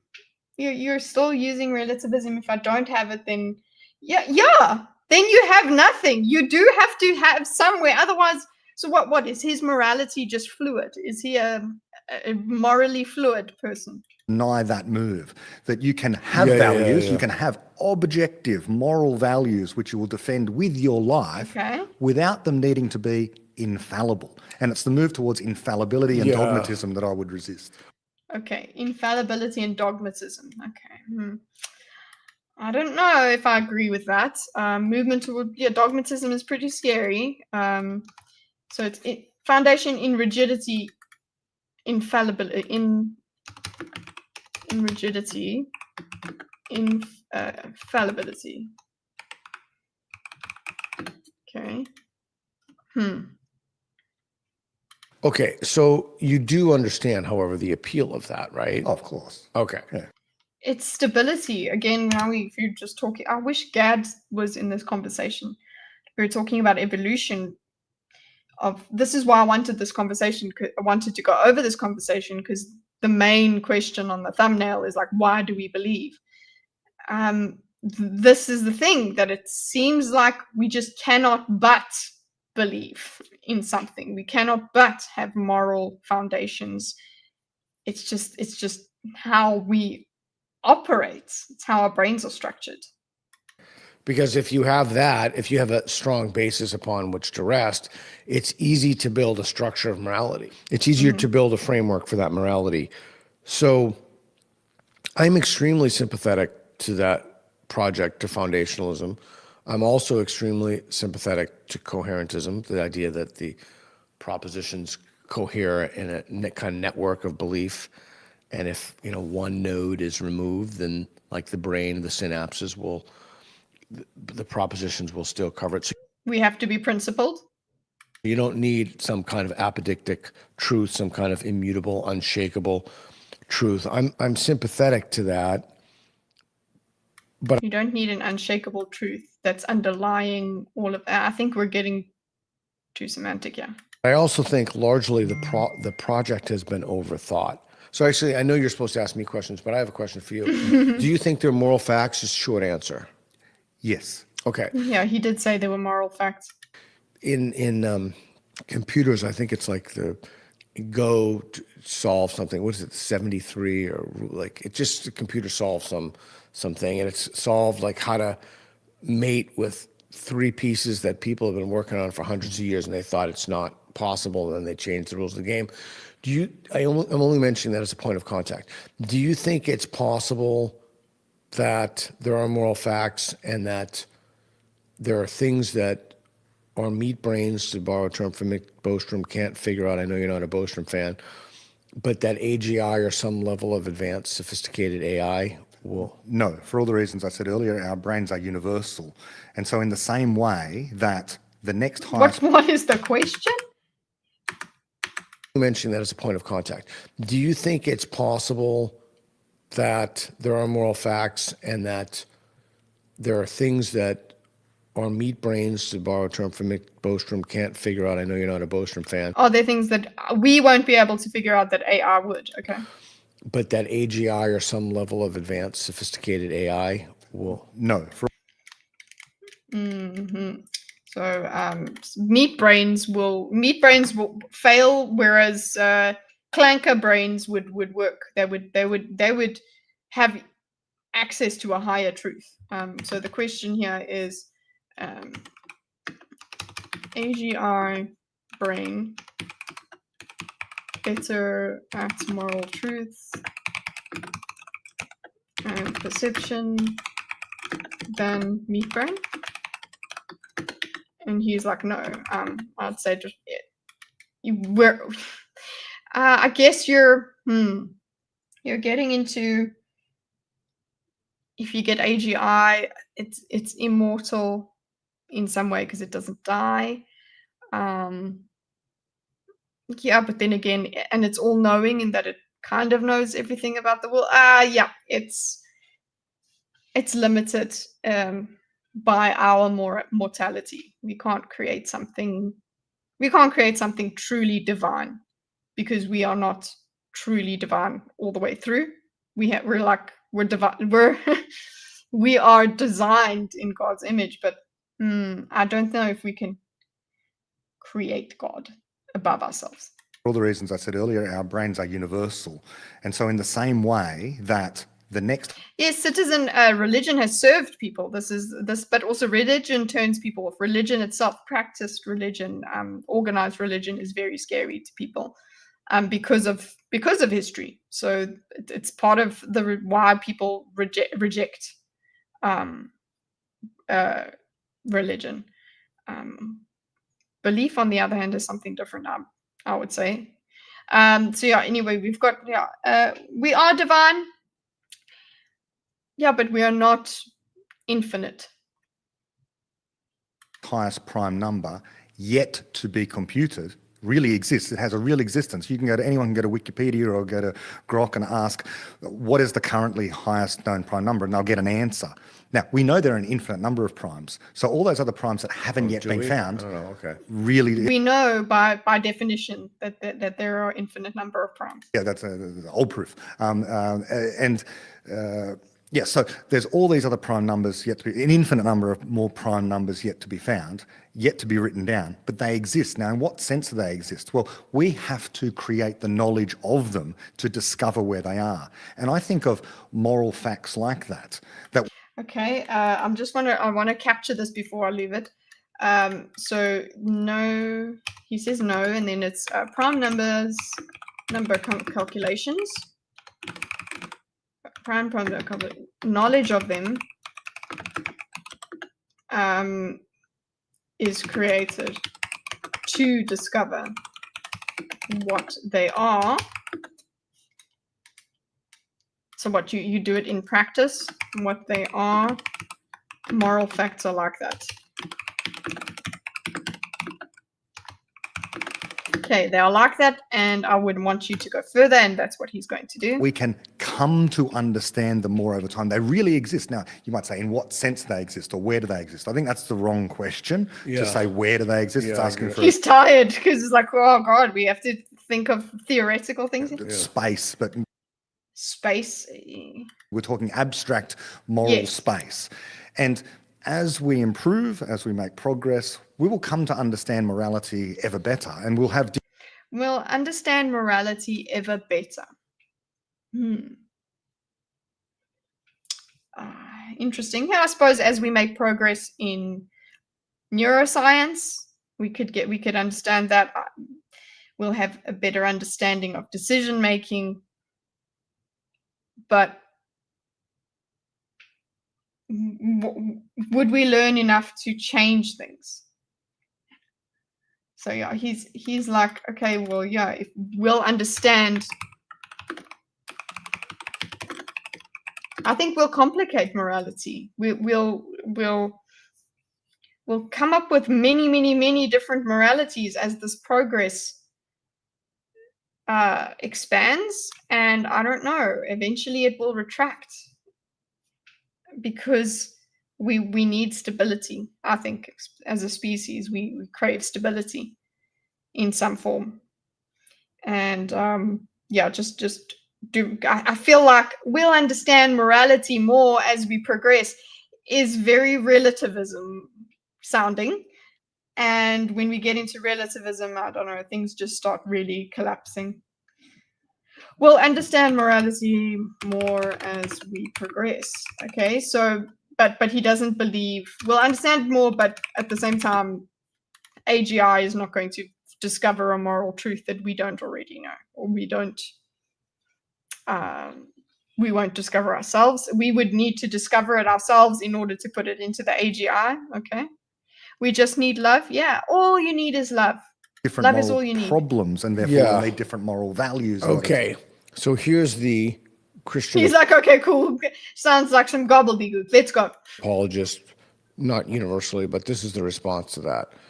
You're talking about pragmatism, not morality.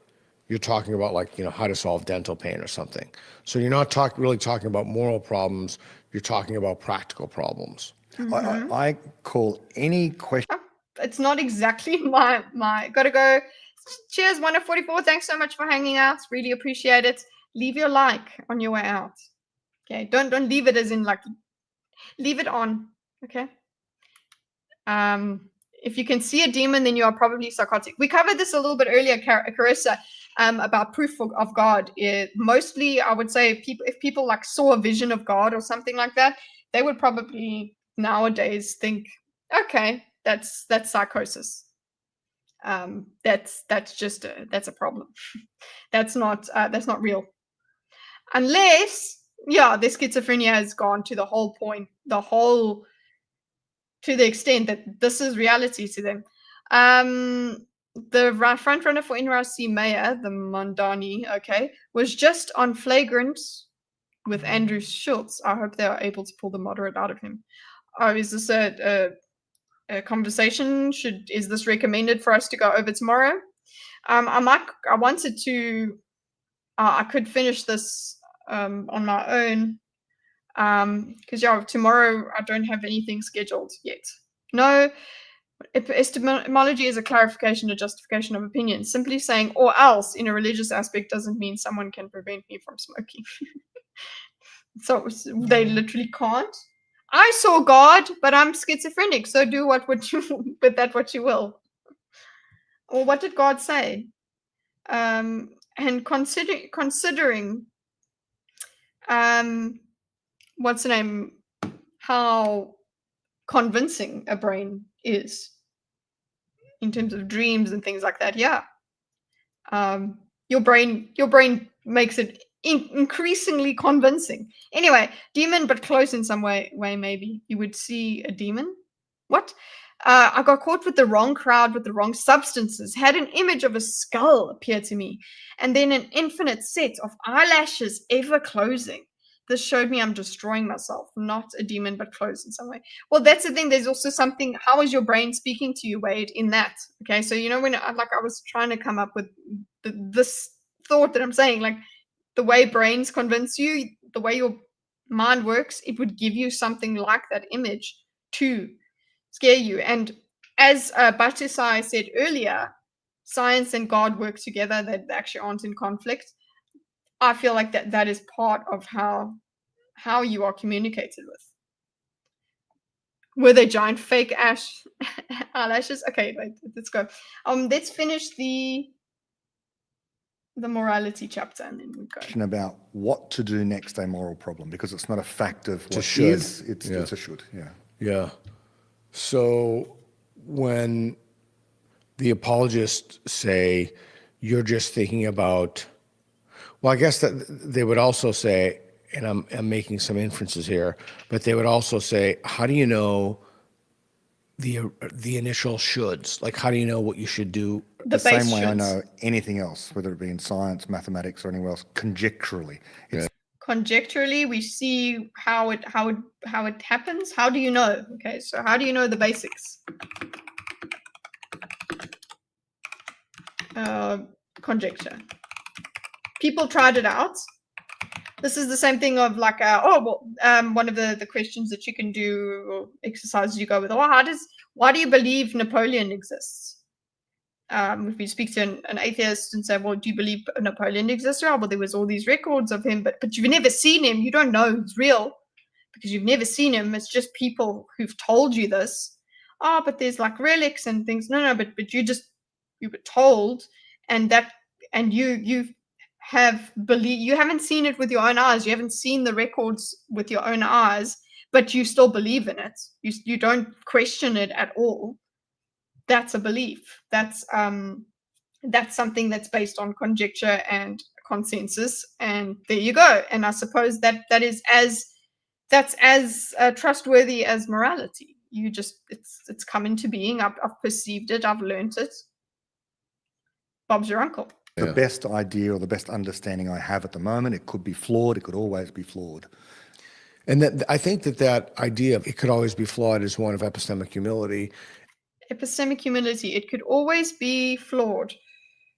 I suppose one way that Christianity can get around it, or belief in some God could get around it, is that the human is flawed. The human grasping of morality is flawed, and that is in the belief system. In your belief system as a Christian, it's that we are fallen beings. We have original sin. We are already fallen. We're done with. So we should have epistemic humility, but at the same time, we should be confident and understand exactly what God wants us to do. He is documented in historical records, though. So is Jesus in historical records. It's just that those historical records are not considered factual to most people. Well, most people, to non-believers. And it's fascinating to me that many people who claim to possess eternal, timeless truths claim also that there's a humility in that. But it seems like it's just the opposite. I did. You know, the thing that I was thinking about for a while is that it's almost, I guess, yeah, there isn't humility in that. It's like you know the truth. You're saying you know the truth. It's a historic fact. It's not faith to believe in Napoleon. It's a historic fact. It's a historic, proven fact. But if we went really deep into, you can only believe things that you've seen with your own eyes, then then you'll see that it is a belief. His miracles of resurrection aren't historically proven. Okay, many records and things like that. How is it proven? It's somebody. There's lots of things in, say, Rome, records and things that are embellished in Rome as well. So, like in Roman history, so you've got all different kinds of collections. I'm not trying to make the equivalence. I'm just saying that there is an element of belief in all facts.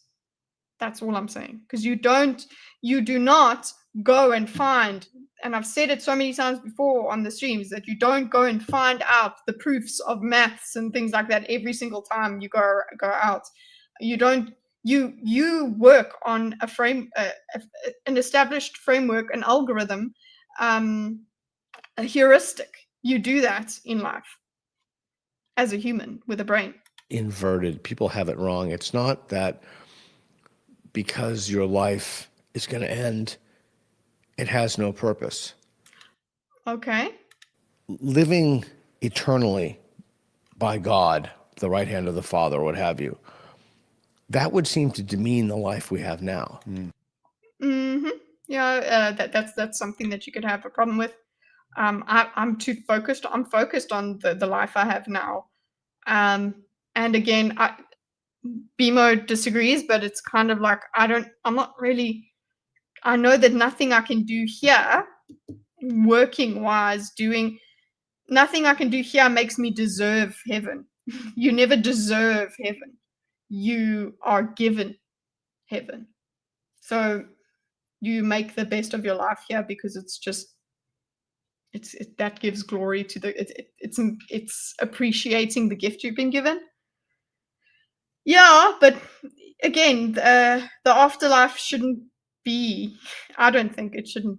I personally don't think the afterlife is the only thing you should be believing in God for. So it's like, oh well, yeah, I'll live eternally. That'll be great. I'll go on. It's like all I know is now, and I want now to be as meaningful as possible. Now, I don't know. I'm discovering my own faith, my faith journey, as Candace Owens would say. That would seem to make this whole thing less purposeful. It's because my life is limited. As I get older, it's more limited, unfortunately. Couldn't they both be meaningless then? Couldn't we both go to meaninglessness? Couldn't we just go, oh, well, I'm going to just kill myself because then I'm going to go to the afterlife, okay? I do believe in God. So I'm going to go to the afterlife. Oh, no. We've got that nice little loophole in if you kill yourself, you're going to hell. Nah. I believed in Jesus and through the eye of the needle or whatever. I'm going to kill myself because then I'll go to heaven. My suffering will be over, right? Let's do that. What about, you could do that as an atheist as well. Like, well, yeah, so I've only got one life. It doesn't mean anything because nothing happens afterwards. So yeah, you can use either belief, either worldview, and you could be like, screw it. You can do personal peace and the rest will do the rest. What? The rest will be the rest. It's because it's limited right now. It has a kind of built-in expiration date, if you will, that is what gives my life meaning. Yeah, and solving problems. If you're at the right hand. Boo! Solving problems. We're talking about living for giving your life meaning because it's fleeting. But what's the meaning for? Who's it given to? Others? Oh God, I'm starting to actually depersonalize. I'm actually losing. I'm thinking too deeply into existence, and I'm losing sight of my personhood, which it's a weird place to be in. It's gross. It's not a fun time. It'll be very interesting if I watch this back. I'll be like, who is that talking? Anyway, that's it for tonight, guys. I'm gonna go and get my dinner because it's 7 o'clock. This is not a new time slot. This is just because I've just had the time and I haven't streamed today, so I just thought I would do it. If you have any ideas for debates that we can go over, I will greatly appreciate it. I'm having a look. There's been a few suggestions in the Discord. I'll appreciate that. Yeah, we'll see what we're doing tomorrow. I will do a late time slot, not this one, but a late time slot tomorrow, because I just want to do some editing tomorrow morning. So thanks everybody for the chats. Thanks everybody for coming along for the journey. I'll see if I can write out my thoughts on the rest of the video and then put them on Substack. That's always the end goal. Actually, what I wanted to do, if we got through this quicker, well, I would go over Peter Boghossian's Substack. But anyway, whoa. Thank you for the cheers. Thank you so much, Citizen, for cheering 100 bits. I really appreciate it. I hope you guys can hear the meow, meow, meow, meow, meow. I just don't have the mask going over my, what's the name? I'm killing my data. Okay, sorry. I may hang out in Discord more. Please do, guys. It's not crazy. Thanks. Be non-violent. Yes, everybody be non-violent, but you can still hit the like button. Sorry, that was so lame. Okay, have a nice life, everybody. I will see you tomorrow, and also I will see you the next day for Thinkers. Okay, go to the Discord, tell me how good I look. Yes, go and tell Paffy how good he looks and how well he's improved. Very, very inspiring. Have a nice life, everybody, and I'll see ya. Oh, if you haven't subscribed, if you're new here, because there were some new people, subscribe. Just subscribe. You might make me a better person by being around me. You could improve me. Okay. Have a nice life. I'll see you next time, bro. Okay, thanks. Bye.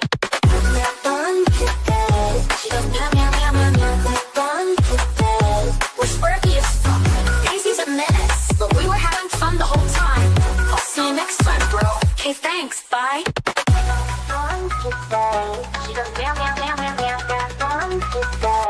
We're sparky as fuck.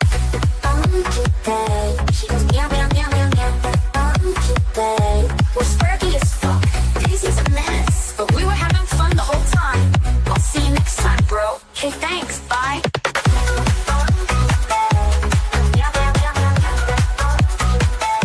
We're sparky as fuck.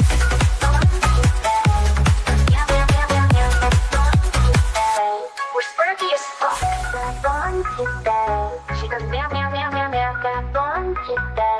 We're sparky as fuck. Okay, thanks. Bye.